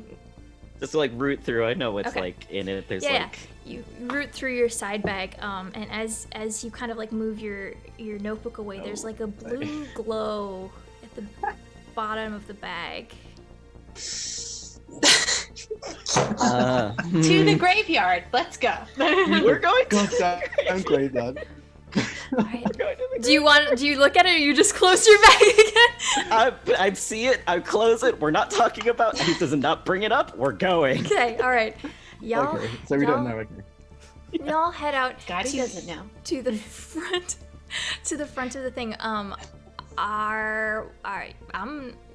You're gonna have to make some stealth checks here, because there are government hired, hypothetically, tactical dressed people who are looking for stragglers right now. This might actually be a test in which I would make it 2 successes. Can I make an argument roll? What would you like to argue? This is at a park, and so I do know that like if there's like kind of in and out like maintenance areas that like are like maybe like locked gates, or like that might be left open because it's a fair to like let people in and out, that Yeah, like I can direct us more towards that. I will give you a +1 for that. Okay. And if so everyone's gonna have to make their own sneak check. And any bonuses, you'll be able to help each other. But I think this is not an easy thing. Yeah. This is above standard difficulty. Everyone's gonna need 2, or someone else will have to have more to be able to gift. I hope someone can help me. Okay.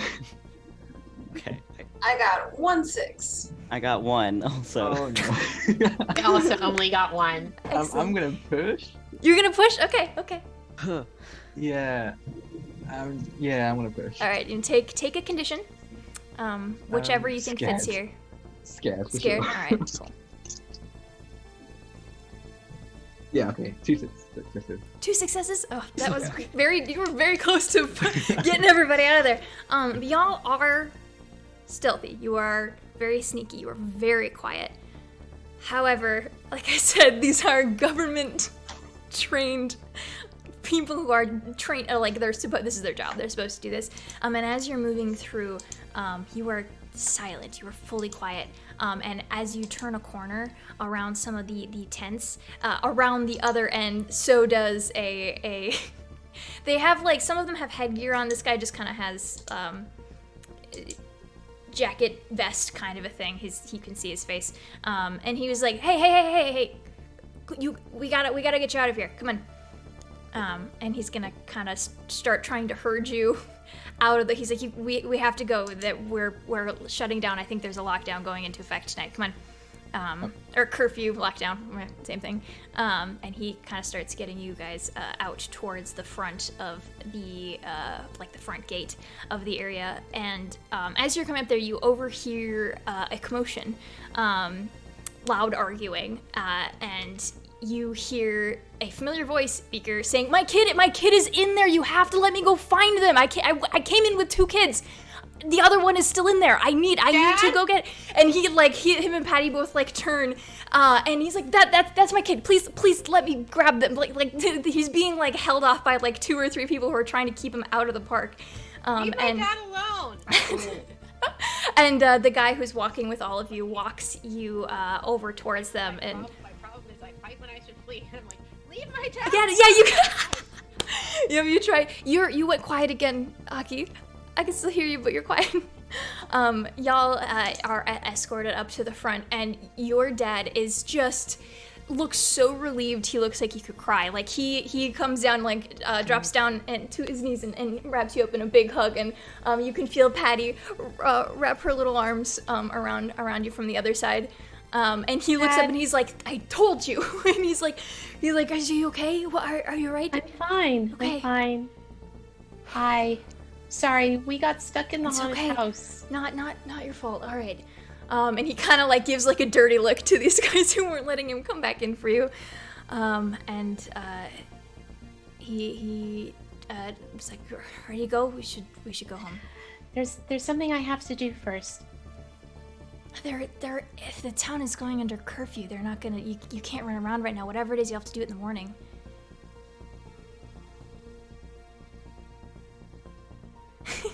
And he's like, I don't control the curfew, Bax. And he's like,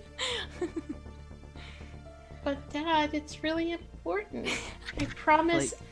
You're surrounded by people who are enforcing this curfew. Like, Beaker, like you can just like give me your phone number and like we can like meet up like later. It'll be okay. We can like phone tag it if we need to.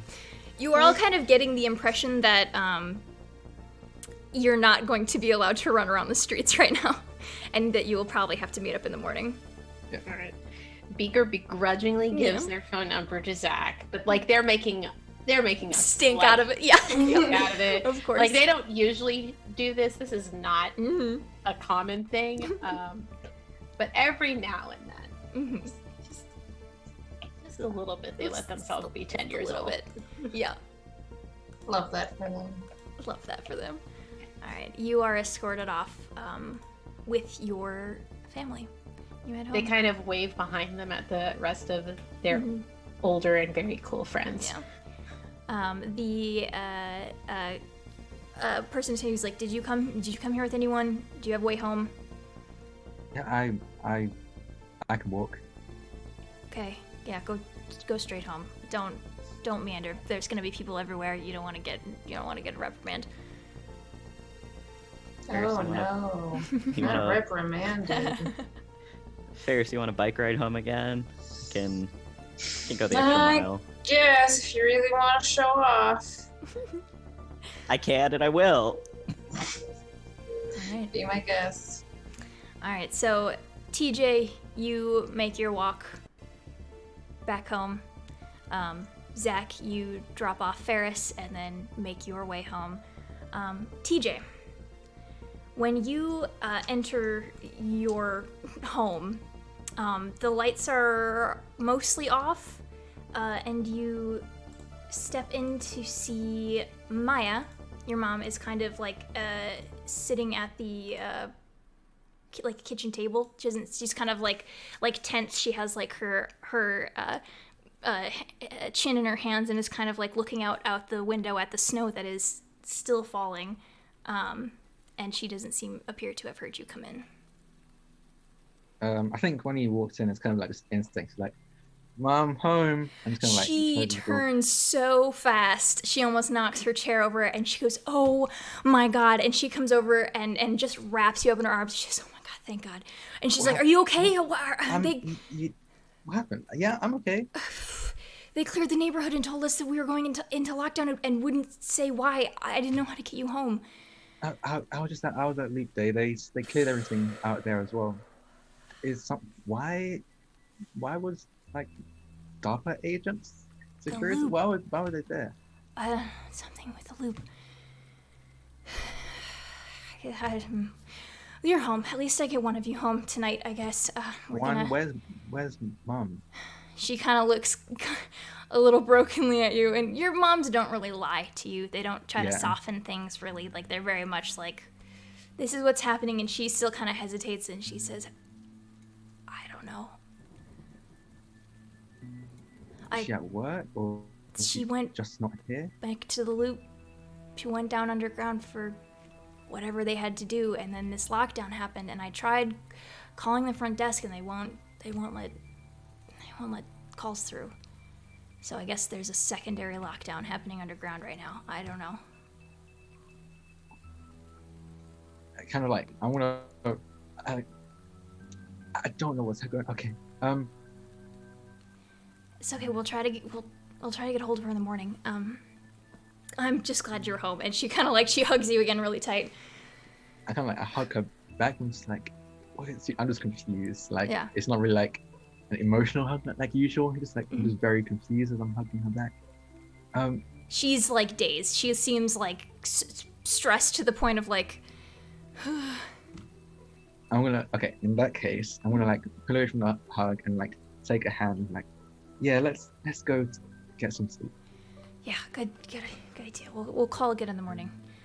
And I'm gonna also with my bag, like, I didn't get funnel cake because I got rushed out before. She laughs a little. She says, "That's okay." But I did get you a stuffed animal. I won the strength contest thing, and I pulls out like a bunny rabbit, stuffed bunny rabbit. She holds it. She holds it to her cheek. She's better than funnel cake, and she stuffs it in her like front shirt pocket, and the two of you rest for the night. Zach, after you have departed from Ferris's doorstep, you are biking back home. You pass under like the streetlights, and that like gentle fall of snow gives it like kind of a beautiful effect despite the stress of what has just happened over the past 2 days. And after a bit, you feel like something like poking you in the leg, like something's pushing at your leg, and you kind of like shake your bag a little bit to like readjust whatever's gotten out of alignment, and you feel it like readjust, and then you hear like a clacking sound, and your bag is kind of like sticking to the back of the frame of your bike and kind of hitting the wheels. So like try to like stop, like pull off to the side because this is not good biking technique, and like try to just like disattach it and then also look in and see what's. Yeah, you pull. It has kind of like a stuck for a second. It's not hard to pull off, but it does seem. You open your bag and you see that blue glow again.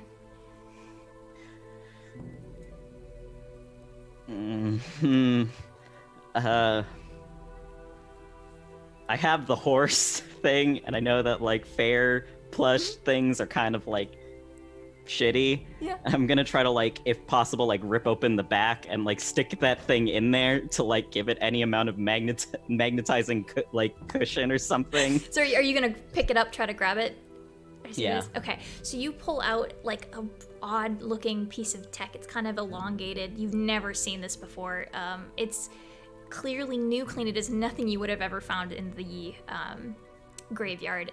It's got kind of like a dull silver metal. It looks like it maybe attaches to something else or some things else.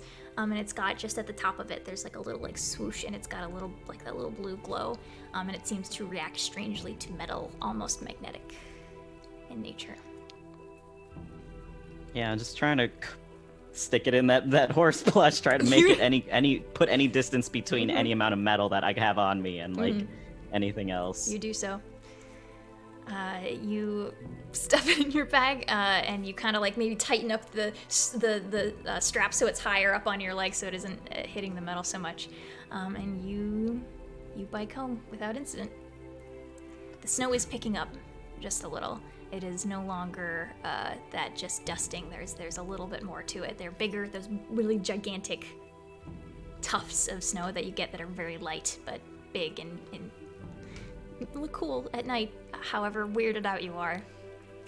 On your way, y'all, probably when you had Ferris too, y'all passed a mag vessel, which is grounded, which does not happen unless it is in the ground like the stuck truck. Like it is normally, even when it's out of commission, there's like a foot of distance between.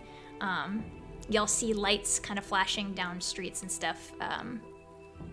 You are not 100% sure of what that would be for, but you head home. Ferris, after you are dropped off by Zach, you come home to an empty house.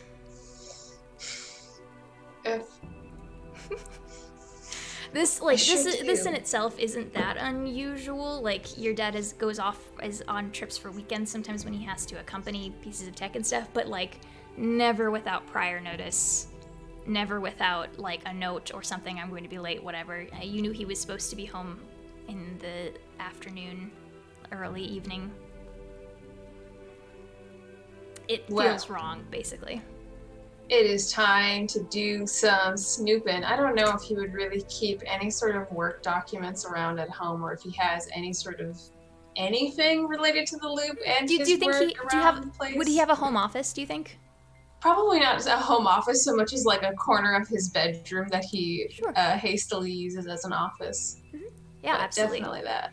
Yeah, he would probably have like vague specs of things, because what your dad does, he isn't like a researcher or a scientist. He is like, he works to maintain the tech. He's like, I think we said he's like a IT sort of a thing. But he also is like, he accompanies tech, like he moves it if it needs to go. Like he sometimes goes to the Malaran Island loop, and he'll be gone for an entire weekend because he's like, there are projects that like only the people who are involved can ever be involved until it's passed off to the other team, and so he's had to accompany tech on a mag vessel there and back, and he's exhausted afterwards. But like, so he would probably have some documents. So you head into his room, and there's kind of like a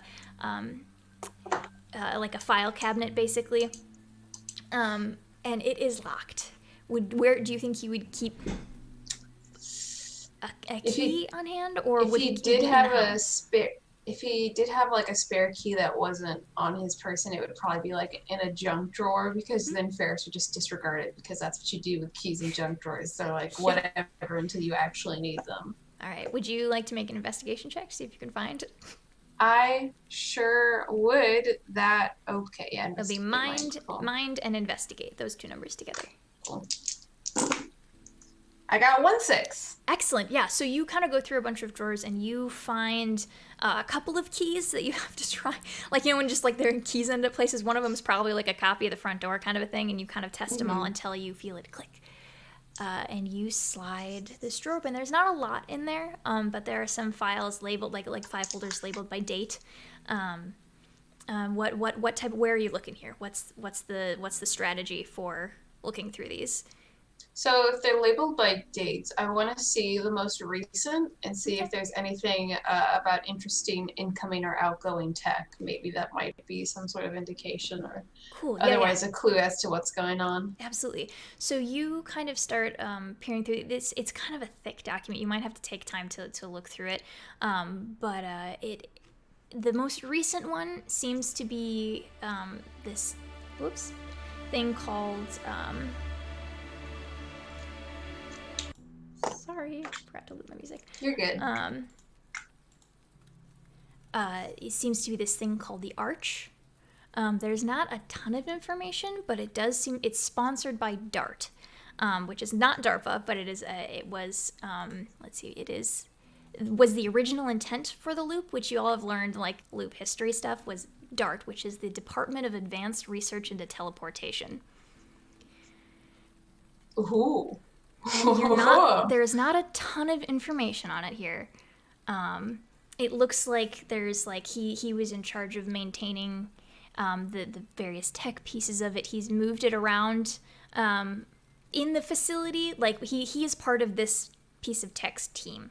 So if this were to go anywhere, he would have to go with it because they can't bring new personnel onto it. So this seems like a higher priority, which is probably why there's less information. But there's kind of like a vague like line kind of schematic, not full schematics of it, but like on the front of this packet. A blueprint. Kind of like a blueprint, yeah. And it's this kind of like an arch kind of tech. You can't really tell how big it would be, but it has like these two tapering arms that go up to the top. And there's these little like you can't see, there's no schematics for whatever this is, but there are these three little like elongated like oval shaped things that are signaling something and pointing to the side of it.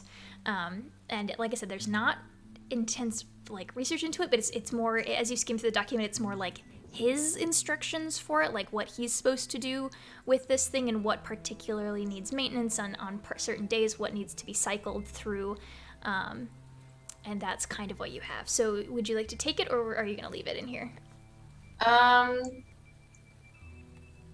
I want to look and see what the specific dates are for maintenance, if there's any specific notes for like what days they do certain things, like on Thursdays or Wednesdays.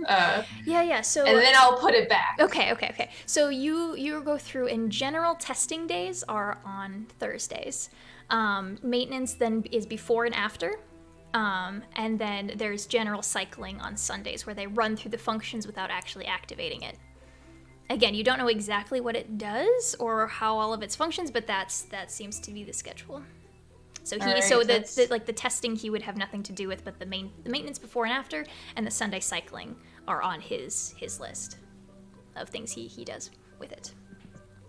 That's enough snooping for me. All right. You put it back, you lock it up, you toss that key in that drawer, and you mix it up, shake it around, so it doesn't look like you were snooping. Don't be suspicious. Don't be suspicious. And is there anything else you trying to do here?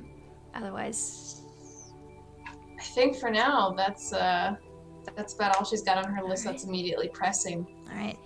So you all head to Beaker. Is there anything that you would like to do while you're at home, or are you just headed to bed with the family? I think because we ended up coming home together, it'd be a little bit difficult to do any kind of snooping. Yeah. So I think that the only thing that they kind of do is like get basically a go bag ready. Okay. It's like they're kind of packing for tomorrow, Mm-hmm. like getting various things ready that might be useful. Like Yeah. they grab a couple of books on like the loop, like maybe they have a couple of books that like about the looper or something like that, or like they grab a couple of things from their little trove of books. Yeah, things that they know about, yeah. And I'm sure like you live in a city that has the loop. Like there is not specifics of what happens under the loop, but there are like books you can buy. They're like the history of the loop and like things we do here, like job opportunities, like hey, you come work for the loop, like that kind of a thing. And if you would like, you can have a book similar to that. Yeah. Cool. Yeah, you do so. I'm assuming probably most of you do something similar as far as like go back. Yeah. Yeah, do it the night before. I do actually kind of want to, when Maya is asleep, Yes. like definitely asleep, Okay. I kind of want to sneak into Robin's office. All right. So you kind of creep down the hallway. You know which steps to skip. You've been living in this house your whole life, and you make it down and up to the sliding door, and it is locked. How do you think TJ can get in? Ooh. Would you know where a key would be, or would you like to try to break in? I would he won't want to break anything. I feel like his mom is probably a bit smart enough to not put it in like under the mat, something like that. So I don't think he knows where a spare would be. So I think he's gonna try and not smash in, but like break, like Jimmy the lock or something. You want like to try that, Jimmy or- Lock? Okay, Yeah. cool. Okay, so let's see. There might be a couple of options for you here. And I don't want anyone to talk to me about giving options. I like you guys to be able to specialize. That wasn't aimed at you. Chat, no one's allowed to remember that. I want them to have options. Okay, so if you would like to force your way through, it would be force body. If you would like to try to manipulate your way, like manipulate the lock. Yeah, I think I want to do like the thing where, you know how like people like put like a credit card in between the Yeah, door yeah, and then try and exactly. like do it open. I want to do that. Okay, I wanna, so like, let's see. So this might be a tech tinker. yeah, that makes There is sense. manipulate is an option. So the tinker skill can also be used to break, use, or jury rig mechanical things to pick locks and drive motor vehicles. Sometimes you have to use calculate first to figure out how to do it. I don't think this is a very complicated lock, so I will let you attempt a tinker tech. If you have anything that you think can help you, if you want to find something, I might. If you are trying to find items, I might give you a +1. Now, TJ is not used to this kind of stuff. He's not used to going behind his parents' back. So I think he just like just panicking, like I need to just do something. I don't know what I'm doing, but I'm gonna try. I saw this Alright. in a movie once. Let me try this. So Alright. yeah, And you know how the locks in this house work. You have the same lock on your bedroom door, probably. yeah. One success. Yeah. I Okay. rolled 2 dice and I got 1 success. Yeah, it takes you, you're like nervous and kind of shaky, like you don't want to bust this, you don't want to get caught. And you're able to kind of like, with, I don't know, you're sticking something in there, if you have an idea of how you do it. I probably have like what's those cards that like every time you go to a store you get another stamp card. Oh, yeah, I'm yeah. probably using that and just like sticking in like I don't know if this is gonna work. Trying I'm to, gonna like, try.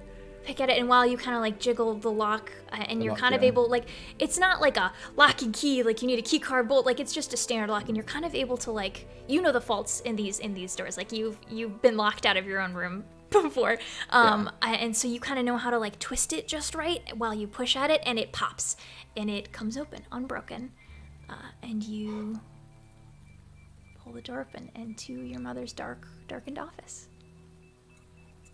I just like very nervous because he's a good boy. This is the worst. He's freaking out.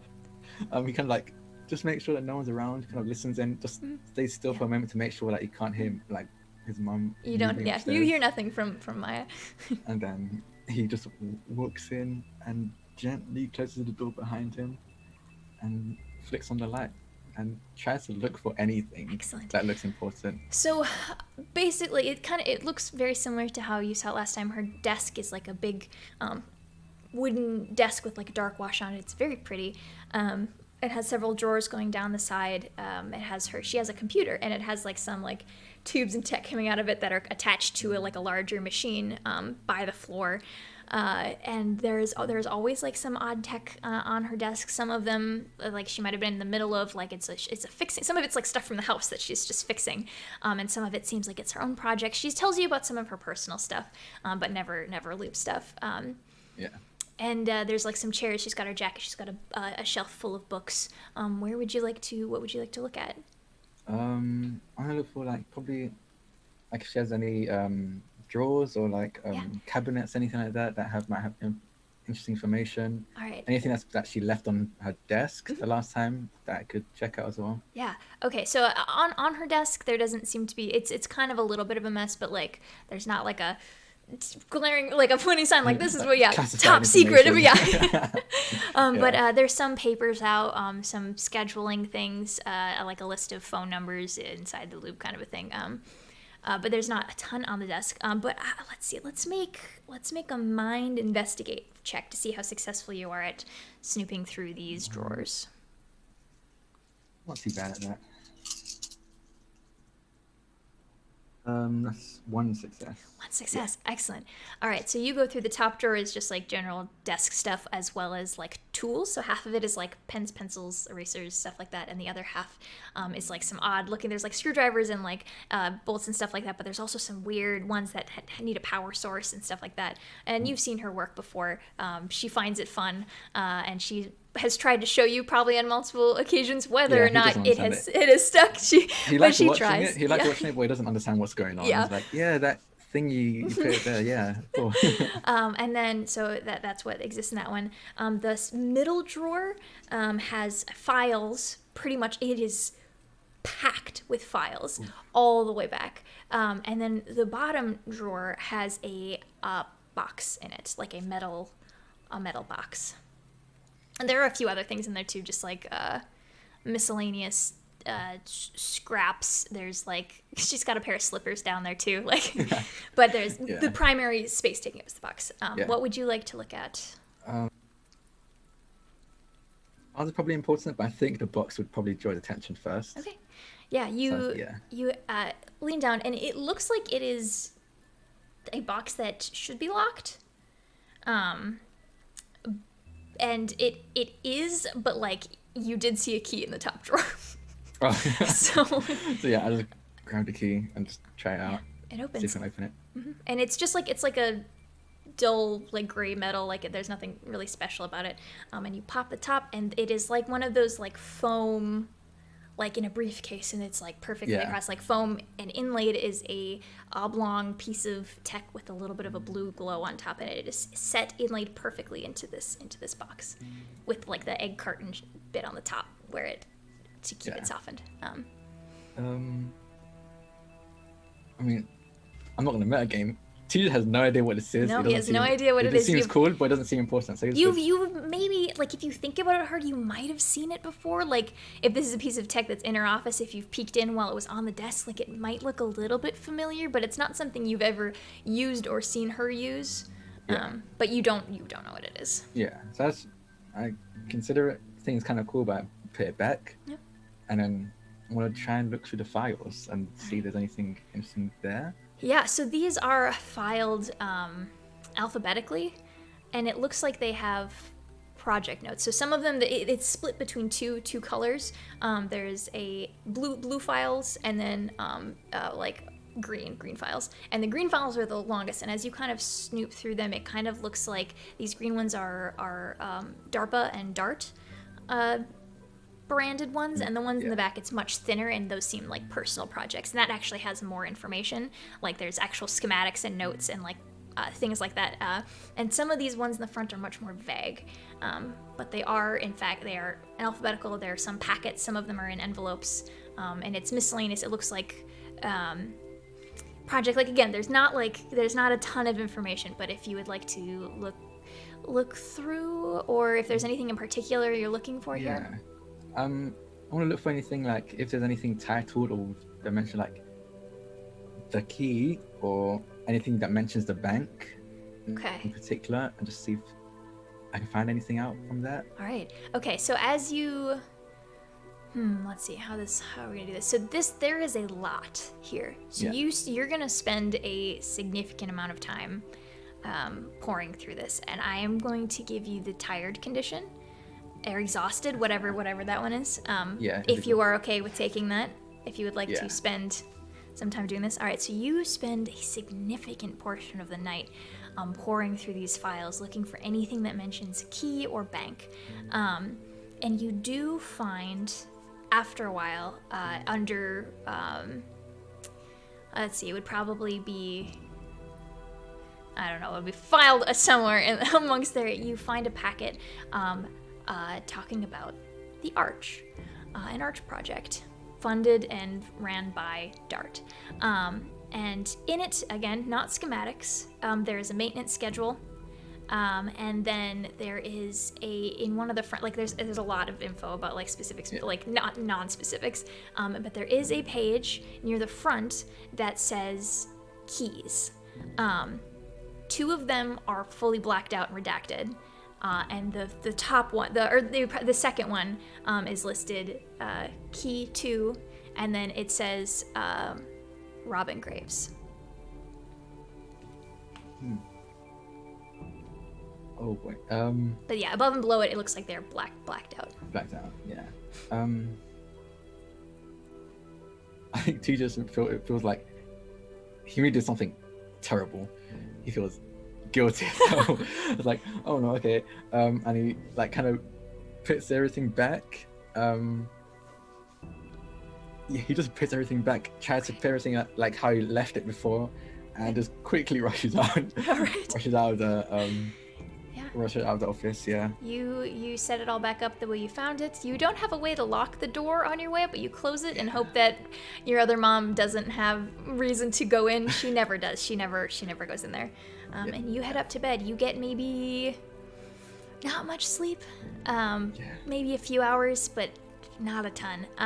And the next morning, all of you awake in your respective households to find out that a lockdown has been implemented in the loop.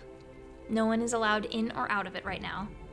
The town is in soft lockdown. It's on curfew. So there is a time of night where no one is allowed on the streets.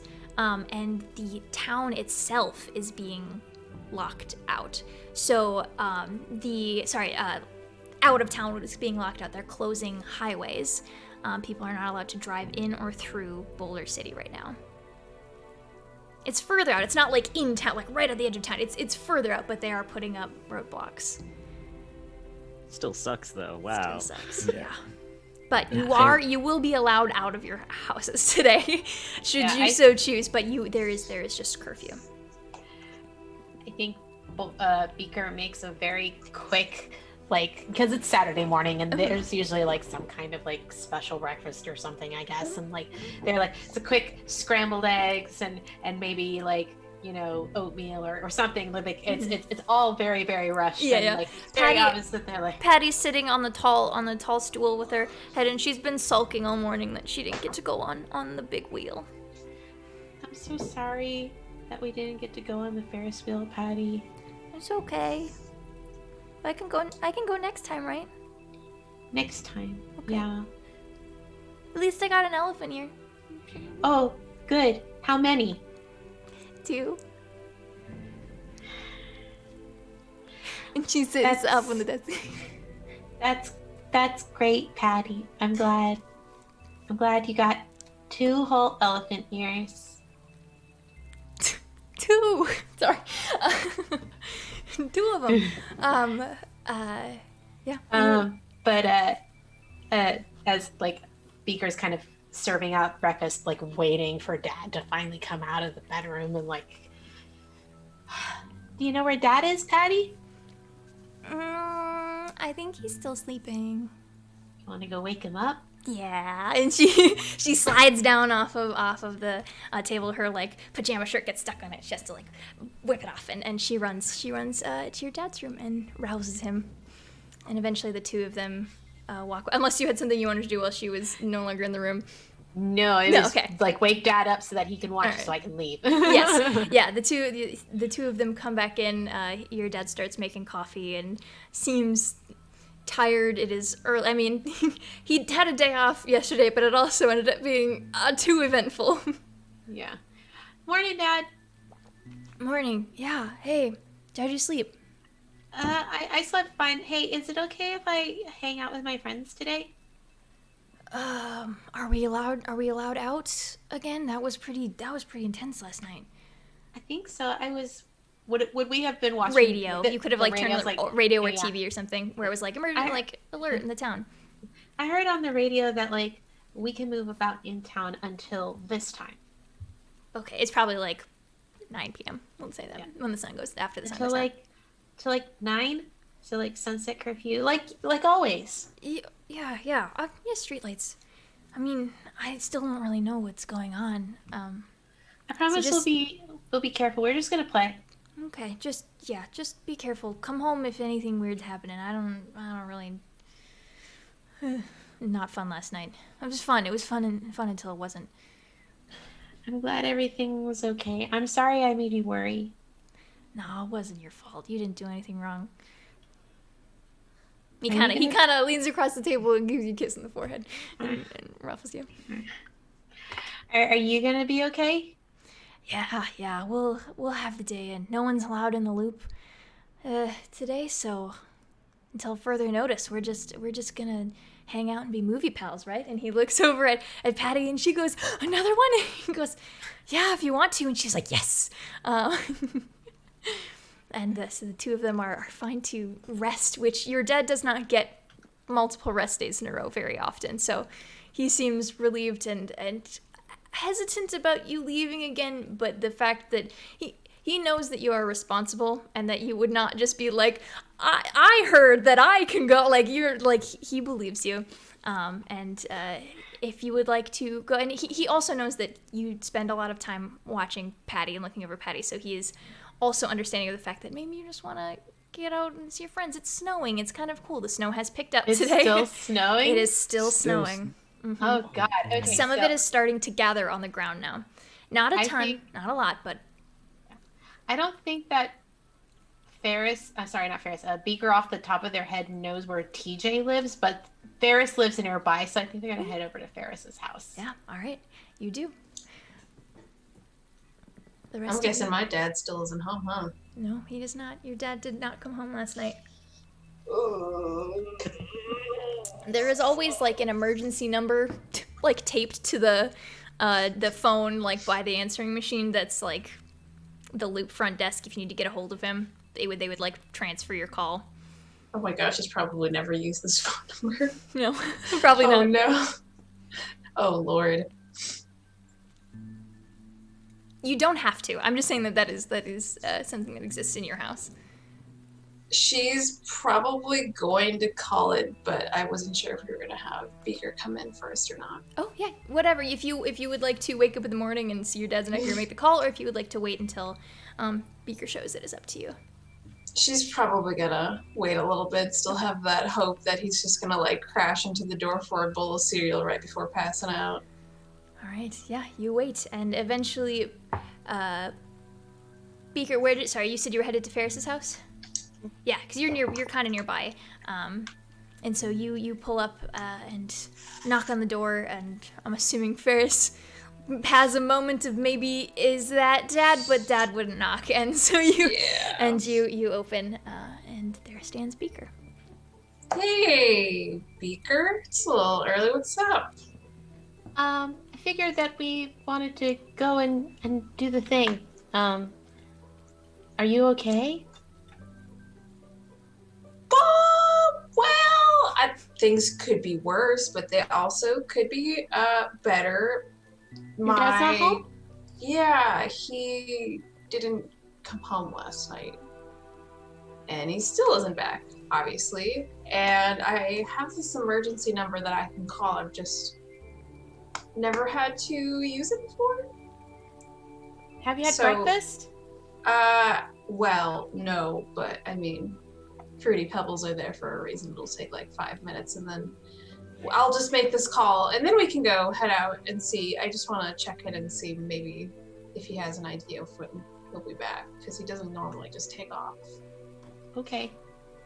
I think we can do better than Fruity Pebbles. Beaker kind of pushes past Ferris and like heads to the kitchen. Back to school, this 14-year-old. Yeah. In her own kitchen. Thank God. Right. Yeah, let's call that. Call that loop number. You call the loop number. You said you've probably never called it before, and you know that it's supposed to take you to like a front desk where they like will send your call to whatever the part of the facility you're trying to talk to, and it rings, and rings, and then you get the hello. Thank you for calling the Boulder City DARPA facilities. Your call is very important to us. If you are hearing this recording, the front desk is not taking calls at this time. Boulder City location. Incoming contact hours are 8 a.m. to 8 p.m. on weekdays and 10 a.m. to 4 p.m. on weekends. Leave your name, number, and desired point of contact from the facility. We will give you a call when next available. Thank you and have a good day. What's the point? What is the point? It is past the 10 a.m. I'm gonna say it's a little after 10. So like theoretically, someone should have answered this phone. What's happening, Ferris? They're not taking calls. So what's the point of the emergency number if the emergency number can just stop taking calls.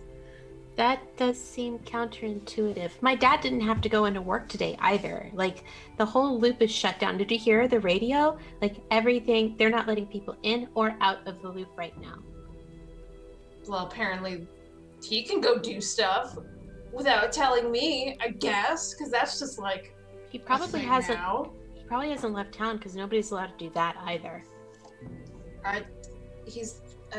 Okay, so I went digging through his office last night because the opportunity was prime, the iron was hot, it had a strike. Point is, some weird stuff going on. They have like this thing called the Arch, and apparently they do maintenance and run tests on Thursdays. So I'm like maintenance Wednesdays and Fridays. Oh, Thursdays sorry, are test maintenance days. Wednesdays, maintenance. Yeah. What the voice of God said, that was correct, and not what I said. You're good. The test was on Thursday. That was the important bit. The day that we were out in the graveyard, they must have been testing something. Mm-hmm. So what if he's out there now, and what if something went wrong with it, and that's why everything is so crazy weird right now? Well, they're doing maintenance of some kind, I guess. Maybe the key is for the art? No. I still don't know. Honestly, I just want to figure out why he's still gone. And Beaker pushes across a plate of like scrambled eggs and toast. And like the toast has like, there's a little bit of jam in like a little bowl in case Ferris wants it. Here, this is better than Fruity Pebbles. Oh my god. This is like the kind of breakfast they show on the commercials. Like the kind you're supposed to eat. Do you eat like this every morning for breakfast? Not every morning, and we don't always have a time, but on weekends for sure. Oh my god. Wow, you are doing much better than I am. Like, pizza is a good Saturday morning breakfast to me, preferably cold, but thank you. I appreciate it. My mom taught me how. I used to watch her in the kitchen, so it's nice. I bet you make her proud. Oh. I hope so. I know so. Probably with like a mouthful of scrambled eggs. But probably just like scrambled eggs. You're welcome. You and your dad are welcome to like come over for breakfast or something. Oh, we wouldn't want to put you guys out. Honestly, I think my dad could use some more friends. I don't know. My dad's kind of a dweeb. You might want to keep better company for him. Apparently, he does stuff like forget how to write notes on the go. Have you seen me? I mean, do you think this doesn't come from dweebs? That's a good point. Fair enough. Yeah, maybe this is the actual perfect fit. Maybe we should set up a play date for him. We're gonna set up the dads. Yeah, I'm here for that.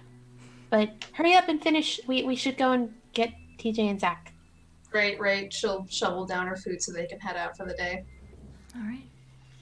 Yeah, you do so. You head out. I will say, to Ferris's, you can still have said it, but the note he likely wasn't anticipating not coming home. That he was. She's gonna be mad about it anyway. That's fine. I'm just letting you know for player and character knowledge. That likely what happened is the lockdown happened just before he was about to be done for the day.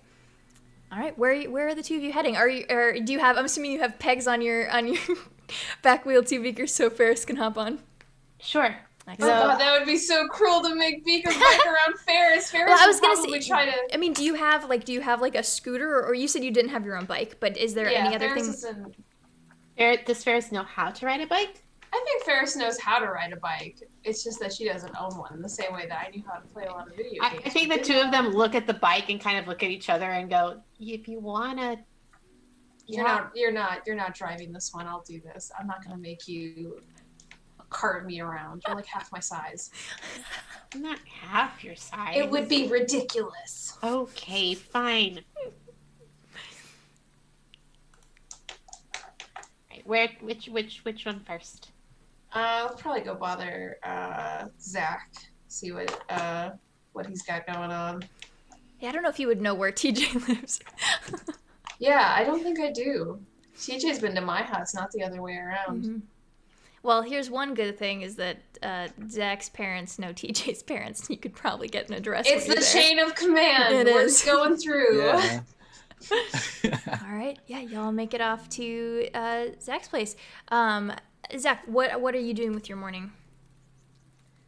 Checking in on the weird thing inside of the horse. Like, he probably, like, slept with it, like, making sure that it didn't go anywhere. Yeah. Like, being paranoid. Mm-hmm, perfect. But is it, like, still in the same, like, It is. glowing condition? It has not moved. The brightness maybe looks a little not as intense, but that's because it's daytime.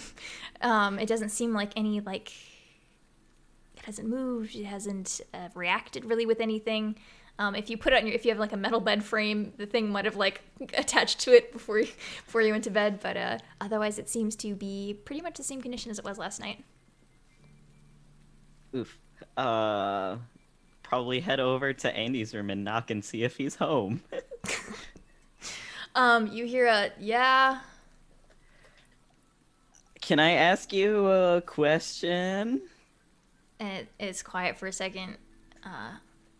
And then you hear some shuffling, and the door swings open, and there's Andy in his pajamas. Whether or not he slept is debatable. And he says, "About what? Are you doing homework on Saturday?"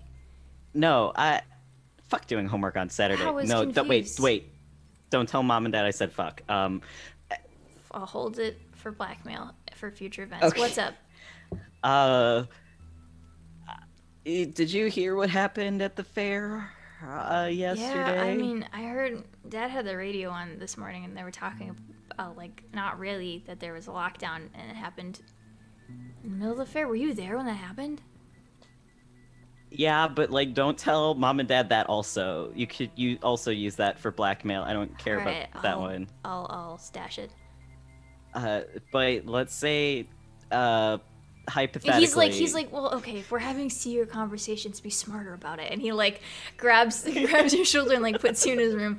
He sits down at his desk chair, and spins around and looks at you and says, "Okay, what are we scheming?" Okay, so I think that some guy, I don't know what his whole rank is, but he definitely planted something on me last night, and Like I don't know what the drugs? fuck it is. Please, I can't. No, That's no. not great. If it was drugs, I would have thrown it out by now. I know what Okay. drugs look like. Are you sure? Yes. Okay. Yes, I know what drugs look like. But and take out the horse, and it's still like inside. You hold up a horse and you're like, you want a thing? Oh no, wait. And like takes the thing out and like holds it up. And he said, whoa, how, so Andy knows some things about tech, right? How involved is he with, like, does he just like to collect dead tech, or is he actually kind of technically adept?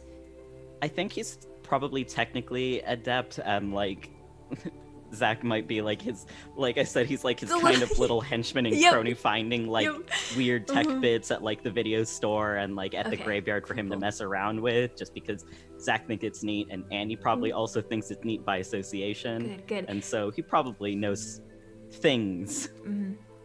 Cool. Yeah, okay, so as you kind of show it up, he kind of goes, whoa, and he's like, kind of reaches out to grab it and like hesitates if you'll let him take it. Go, do it. Okay, Look at so it. he picks it up and he's like, this isn't from the graveyard. He kind of turns it around. No. So this is like this should be like in use. Like this is like, I don't know how old it is, but like it's not old. And he kind of like looks at it and kind of like is kind of picking at the spots that it's open and like examines kind of the light and the there are these like divots in the side, two of them facing kind of like a triangle. He's kind of like looking at it. He's like, what, do you know what it is? Do you know what it's, you said someone planted this on you? I mean, I gotta assume so. Like, it wasn't in my bag when I went to the fair, and then it was when I left. Weird. So someone was trying to ditch it? I think so. Did you have no idea who did that? That's like, I mean, it was this guy with like red hair, and he kind of like looked at me weird, and I know his face, but he also Ugh. probably knows mine. ugh. I mean, not to sound like paranoid, but like, is he gonna come back and get it? that's what I'm like afraid of. So Okay. Well, and he kind of like turns around for a second. He looks and he points and he says, "So like, here you can see that it's got like these two. It looks like it connects to something, or two things maybe. I don't know what it's for, but it looks like it's a part. It doesn't look like it does much on its own. okay. Or maybe is even it like part of like something bigger than that. I don't know. are those like, could it like hook into like anything, or is it just like to the thing it maybe belongs to, or is that kind of No, like I mean, it kind of like, and he kind of points and shows, and he's like, see how this is like similar, like if there was another one, it would, attach if they were the same. Maybe 3 or 4? Probably 3. He kind of like looks at the angle again and he goes, yeah, probably 3 of them. I don't know what they do together, but it looks like there's like more connection bits, but like that's what I can tell from the sides. I don't know what it would be used for. It's kind of complicated. I don't have anything that could like connect to it. that's okay. That's information enough, I guess. Are you like trying to sleuth this out? Like, do you know? Are you like? I don't know, but I know that I probably shouldn't be hanging around the house if it's still got it on me, and I don't want to just like throw it in a trash can. Yeah, And, this is like high quality tech. I mean, he kind of passes it back. He says, "Well, if you find anything about it, like, I'd be curious." And he kind of like turns to his side and he has kind of stuff that he's been working on and kind of his own notes. He moves some stuff aside and kind of does like not like a pretty drawing, but like a quick rendition of like what he remembered, like holding the thing, just the shape and the way that it moves, and kind of like he makes like jots like 2 notes down to himself because he categorizes tech things that he finds. He says, I don't know, might try to learn more about it. I'll do some research, I guess. I don't know what research I would do. It looks new, like is it DARPA tech? There's no indicator or anything on it. It might be, but there's Guess I probably could a look through reason that my- I had it as opposed to like whoever was carrying it before. Yeah. I mean, there's a lot of people at the fair. I mean, the tech class I took last semester, I think I kept the textbook. I never turned it back in. My mom and dad paid for it because I told them I lost it. But that's like our prep course for kids who want to work underground. Because Andy's like 16 or 17, so they've started like career prep, and they kind of always funnel the like work for the loop, like work for the like other people don't always work it, but like a lot of people in the town end up with loop parents, kids who grow up and work for the loop, who have kids who grow up and work for the loop. Like, families who like all the way down, like grandparents, great grandparents, maybe not quite that long. That's like it's not that old, but like parents and kids, that's kind of been the trend. So he's like, I'll look at it and see if anything looks familiar, but I don't know how much I'll find if this is like new, because the textbook's not that fancy. Yeah. That's still like really helpful, so thank you. I don't know if I really did much, but it's that's okay. We just Okay. gotta probably get it out of the house and not be seen with me. 'Cause Yeah, then they'll come here. Is there like a and- detection? Like, what if it like has like a beacon thing? You don't want to get like followed. Like, ooh, yeah, maybe take it out of the house. Yeah, I'm gonna go. I think that I was planning on getting out of the house. Okay. and- Well, I guess good luck. I'm not leaving. yeah, Okay. I know. But, if you need anything, like I'll probably maybe be back later. Okay. I mean, if you find more about it, I'm kind of curious. Okay.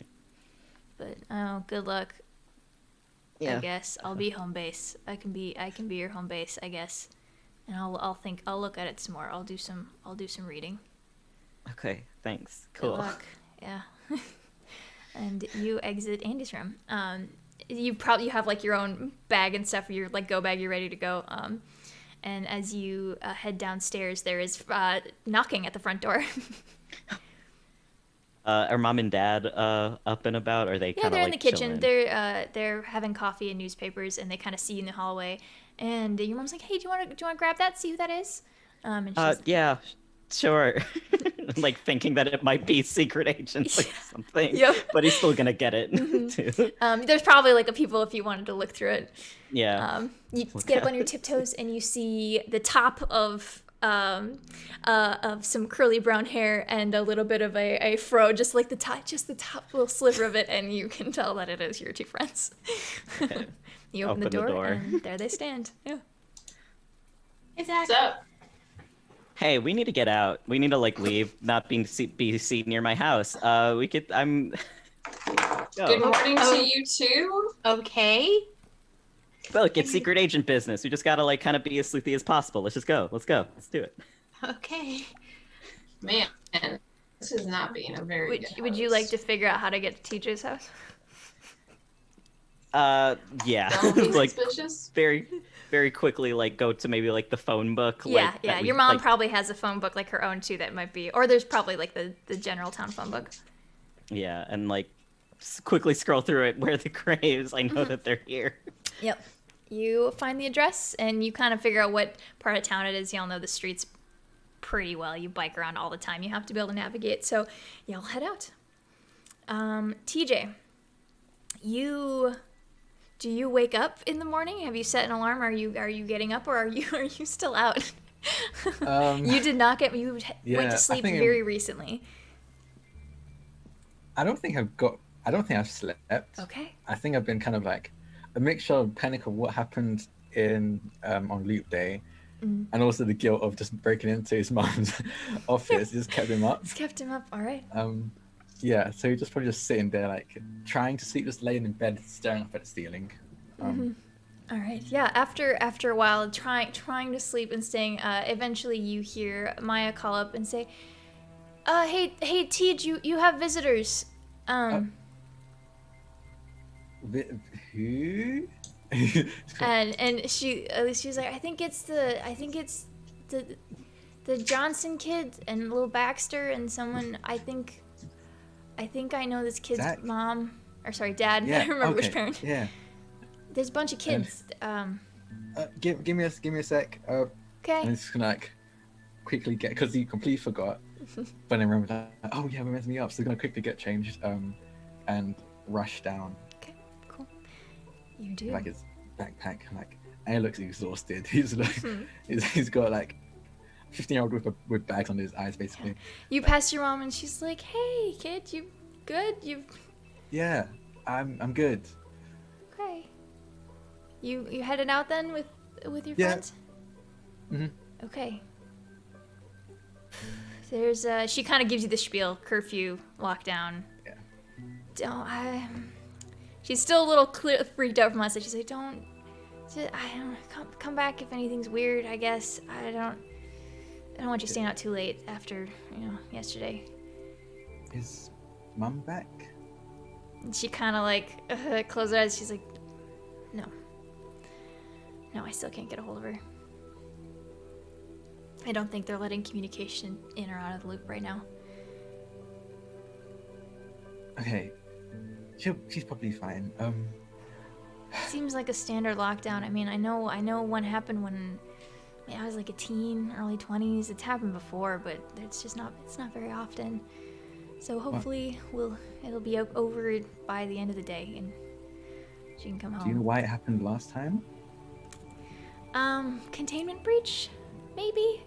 One of the experiments was bad. They needed to test everyone for whatever before they could leave. I don't know. They didn't really tell us any specifics. You never know any specifics with the loop. Okay. Doesn't seem like it's that, because the last time I remember, my mom worked for the loop. My dad got a call that they needed to go through a decontamination thing. So okay. we haven't gotten that. So I'm assuming something else, which I don't know if that's better or worse to not know. Yeah, I But feel know like that I'd it's prefer not. to not know. Yeah. I mean, at least with contamination, we might end up with superpowers, something like that. We'll hope your mom comes back with superpowers. I mean, I hope the superpowers are contagious. I think I'd be a bit upset if she was the one that had superpowers. Okay, I'll be back. Okay. If anything weird happens, I'll be back earlier. She says, wait, hold on. And she kind of turns back and she hands you like a pack of Pop-Tarts. She's like, eat first. Yeah, I forgot. I haven't. Yeah, thank you. All right, and And she, like, as always, obnoxious kiss on the forehead. He's gonna like grab her and pull her lower and give her an obnoxious kiss around forward back. She says, be careful. For real, okay? Okay. I turn to everyone. It's like, we need to go. Oh, this happened right in front of the door with everyone. Yeah. So y'all witnessed that. Yeah, he's openly very. He Good. doesn't Yeah. care if his friends see that. Mm-hmm. Yeah. All right. And yeah, he heads out with the rest of them. Are y'all headed to? Where are you headed? That's a good question. I guess we should ask the leader of this secret agent movement moment we're having here. Zach, which way should we go?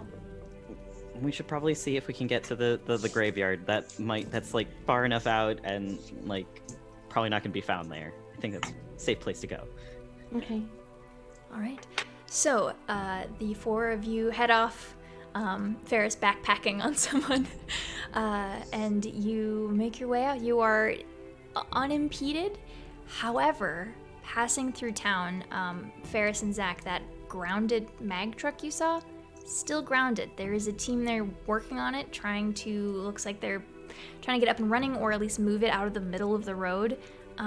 You start to see there are some street lights that are kind of erratic. So there's an actual Polar City police officer who is directing traffic manually while this light is kind of fritzing out.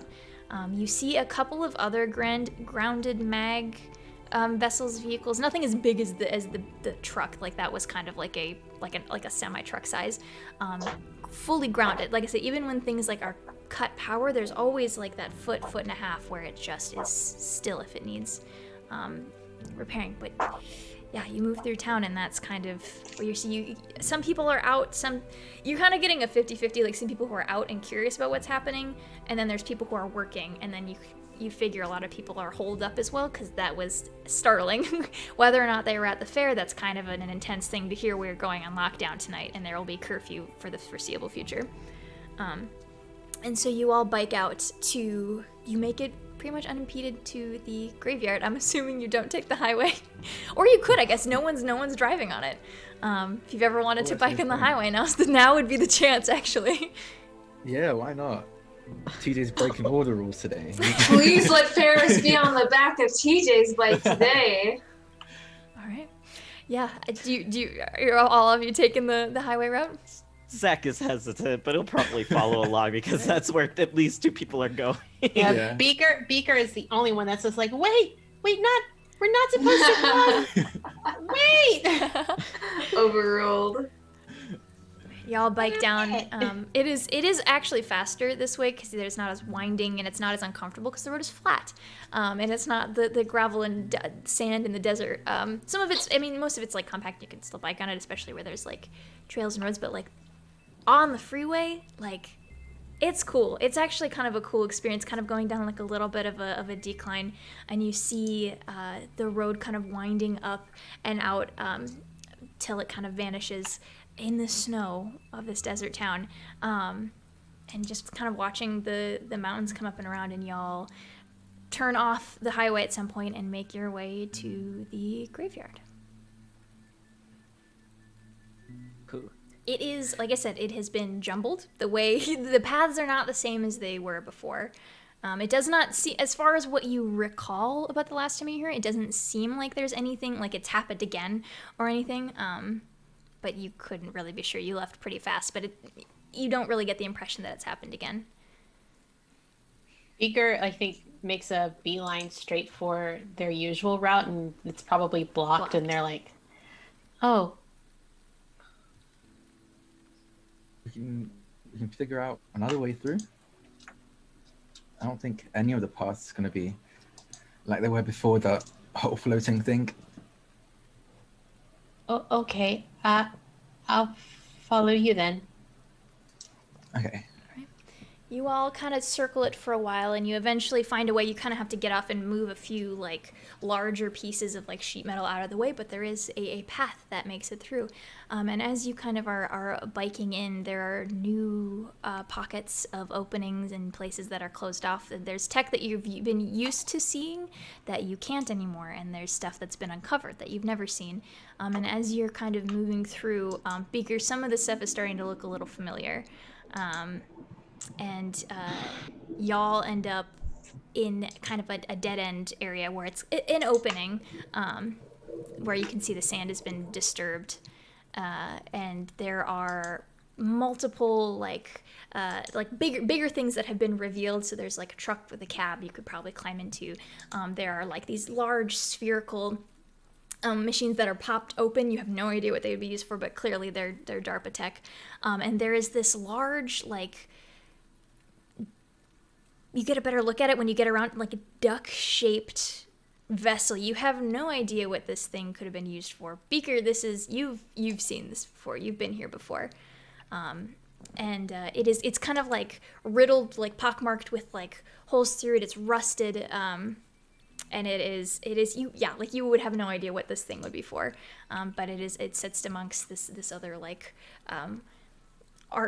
there's like an arch that's been revealed. Like it's truly kind of cool to see the way all of this has fallen, because you've been so used to it sitting one way, and now that it's a different silhouette kind of on the skyline, it's kind of interesting. What do you do? I think Beaker stops in front of it. Like, I don't know about anybody else, but Beaker stops. Yeah, I think Gia stops, but more probably not the same reason as Beaker stopping. He's just staring at in awe at it. Like, whoa. It would be barely recognizable as a duck, but it is. You can see a little bit of yellow paint still. Zach would also stop and be like, "That's a perfect spot. That it's an enclosed. I think there's probably an enclosed space inside. Like nobody's gonna see us. It's gonna be perfect. Perfect place to talk about this." And it's a giant duck. Duck.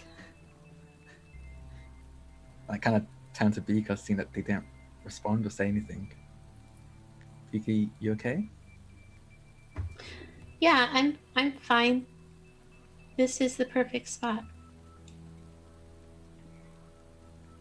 You sure?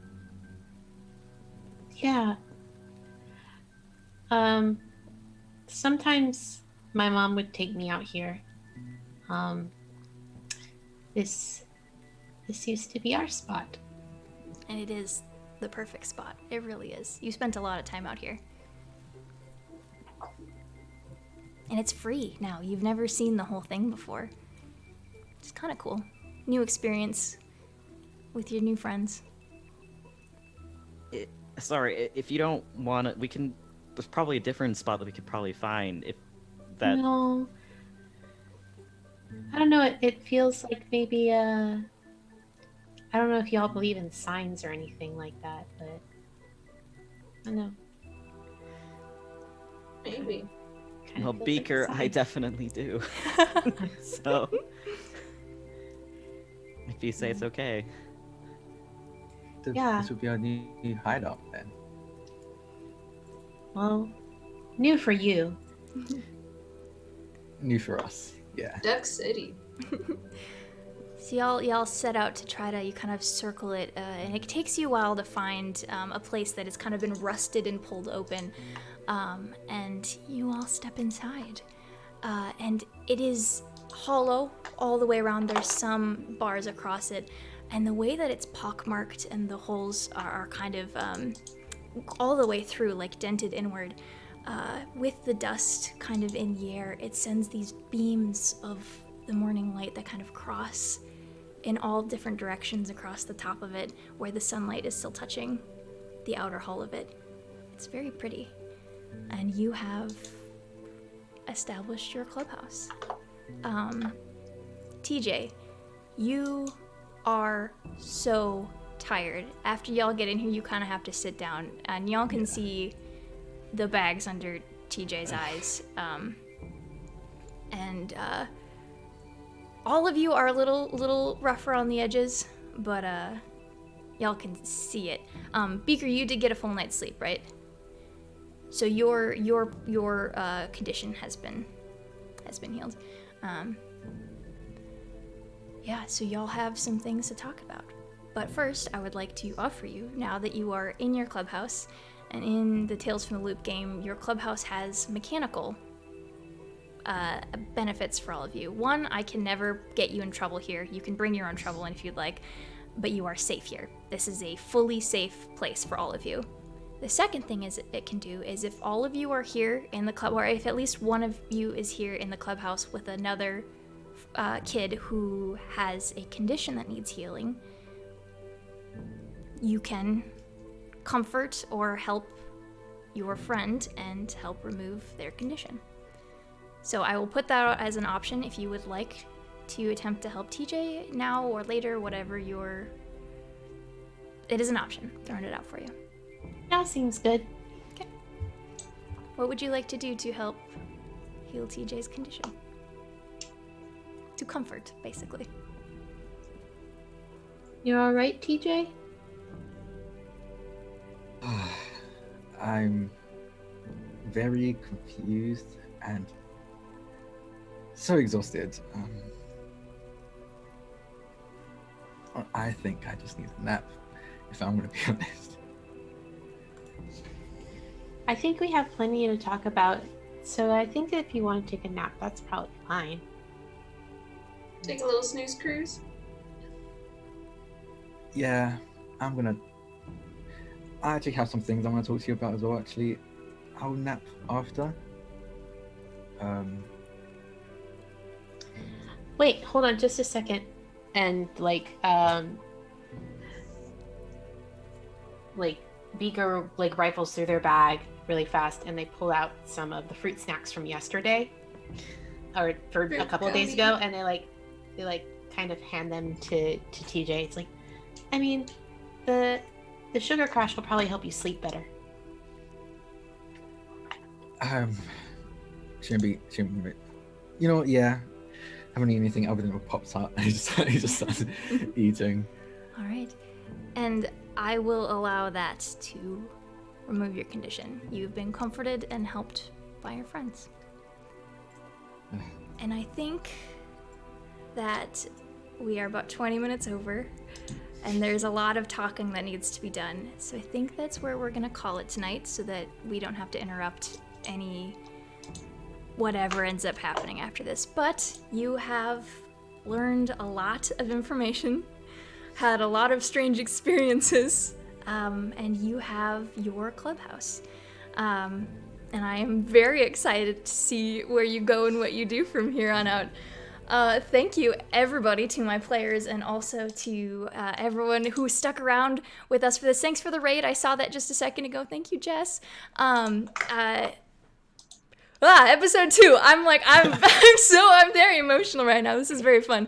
Let's see. I don't know if I have anything that we need to run through. I'll do channel announcements, and I'll let you guys do plugs, and we'll let everyone get out of here because it is late as hell for drag, and we've already kept y'all over. It's fine. So reminder that Friday is Ramblemancy, is the talk show kind of podcast style thing. Again, I'm so sorry. Please put the time that it is in chat. Thank 7 you. p.m. Pacific. Thank you. Excellent. The topic is The Trajectory of Fear by Ash Law, which, like I said at the beginning, it is a cool write-up about how to set up horror in your games. It's pretty cool. I've read through, I think, most of it at this point. Uh-oh. Did we lose someone? Yeah. Internet just crashed. Oh no. Well, at least it happened now. I'll peek through here. I'll peek through Zach's. It's all right. We'll get out of here a second. Glad it happened now.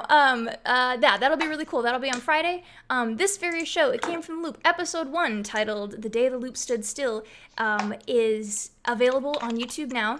And this episode will be up there probably within the week. So, VOD Squad, hi, how's it going?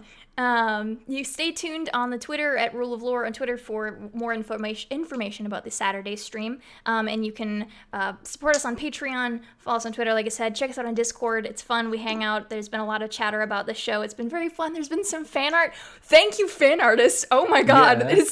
They've made me so happy. Thank you very, very much. And I think that is all I have got here. Do y'all have plugs, announcements while you're all scrambled? My Well, I brain was is quickly. scrambled eggs. Yeah, I'll yeah. quickly plug Aki. Aki Yeah, just yeah, said okay. please don't come back. Follow Aki at, I think it's pronounced. Mix What do you pronounce genie it? in a bottle. Mix genie in a bottle.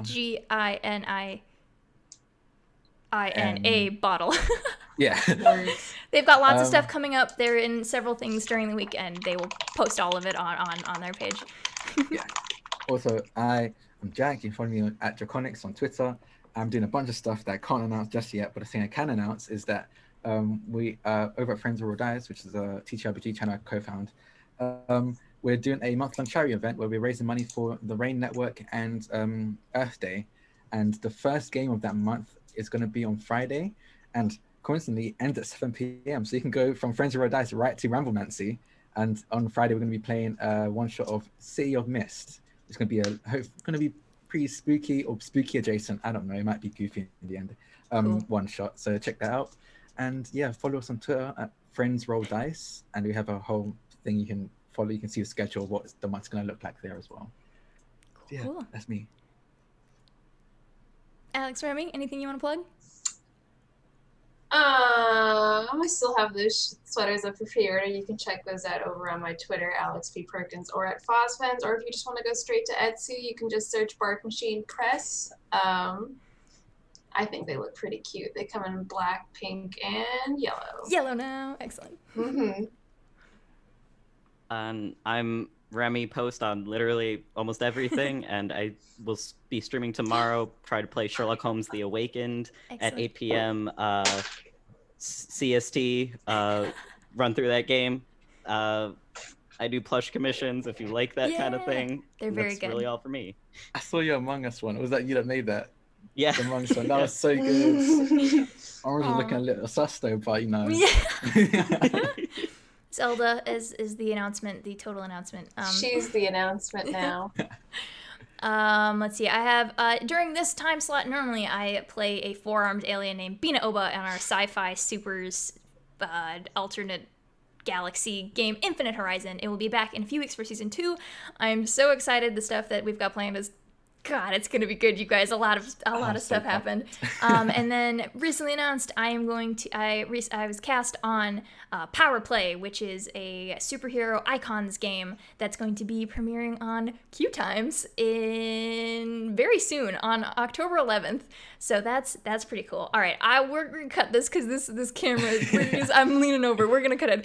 Thank you all so very much. We hope to see you at some of our other streams throughout the week. Thank you for hanging out and sticking with us while we went over a little bit. And we'll see you the next time you decide to come roll with us. Bye, everybody. Have a good night. Bye-bye. Bye.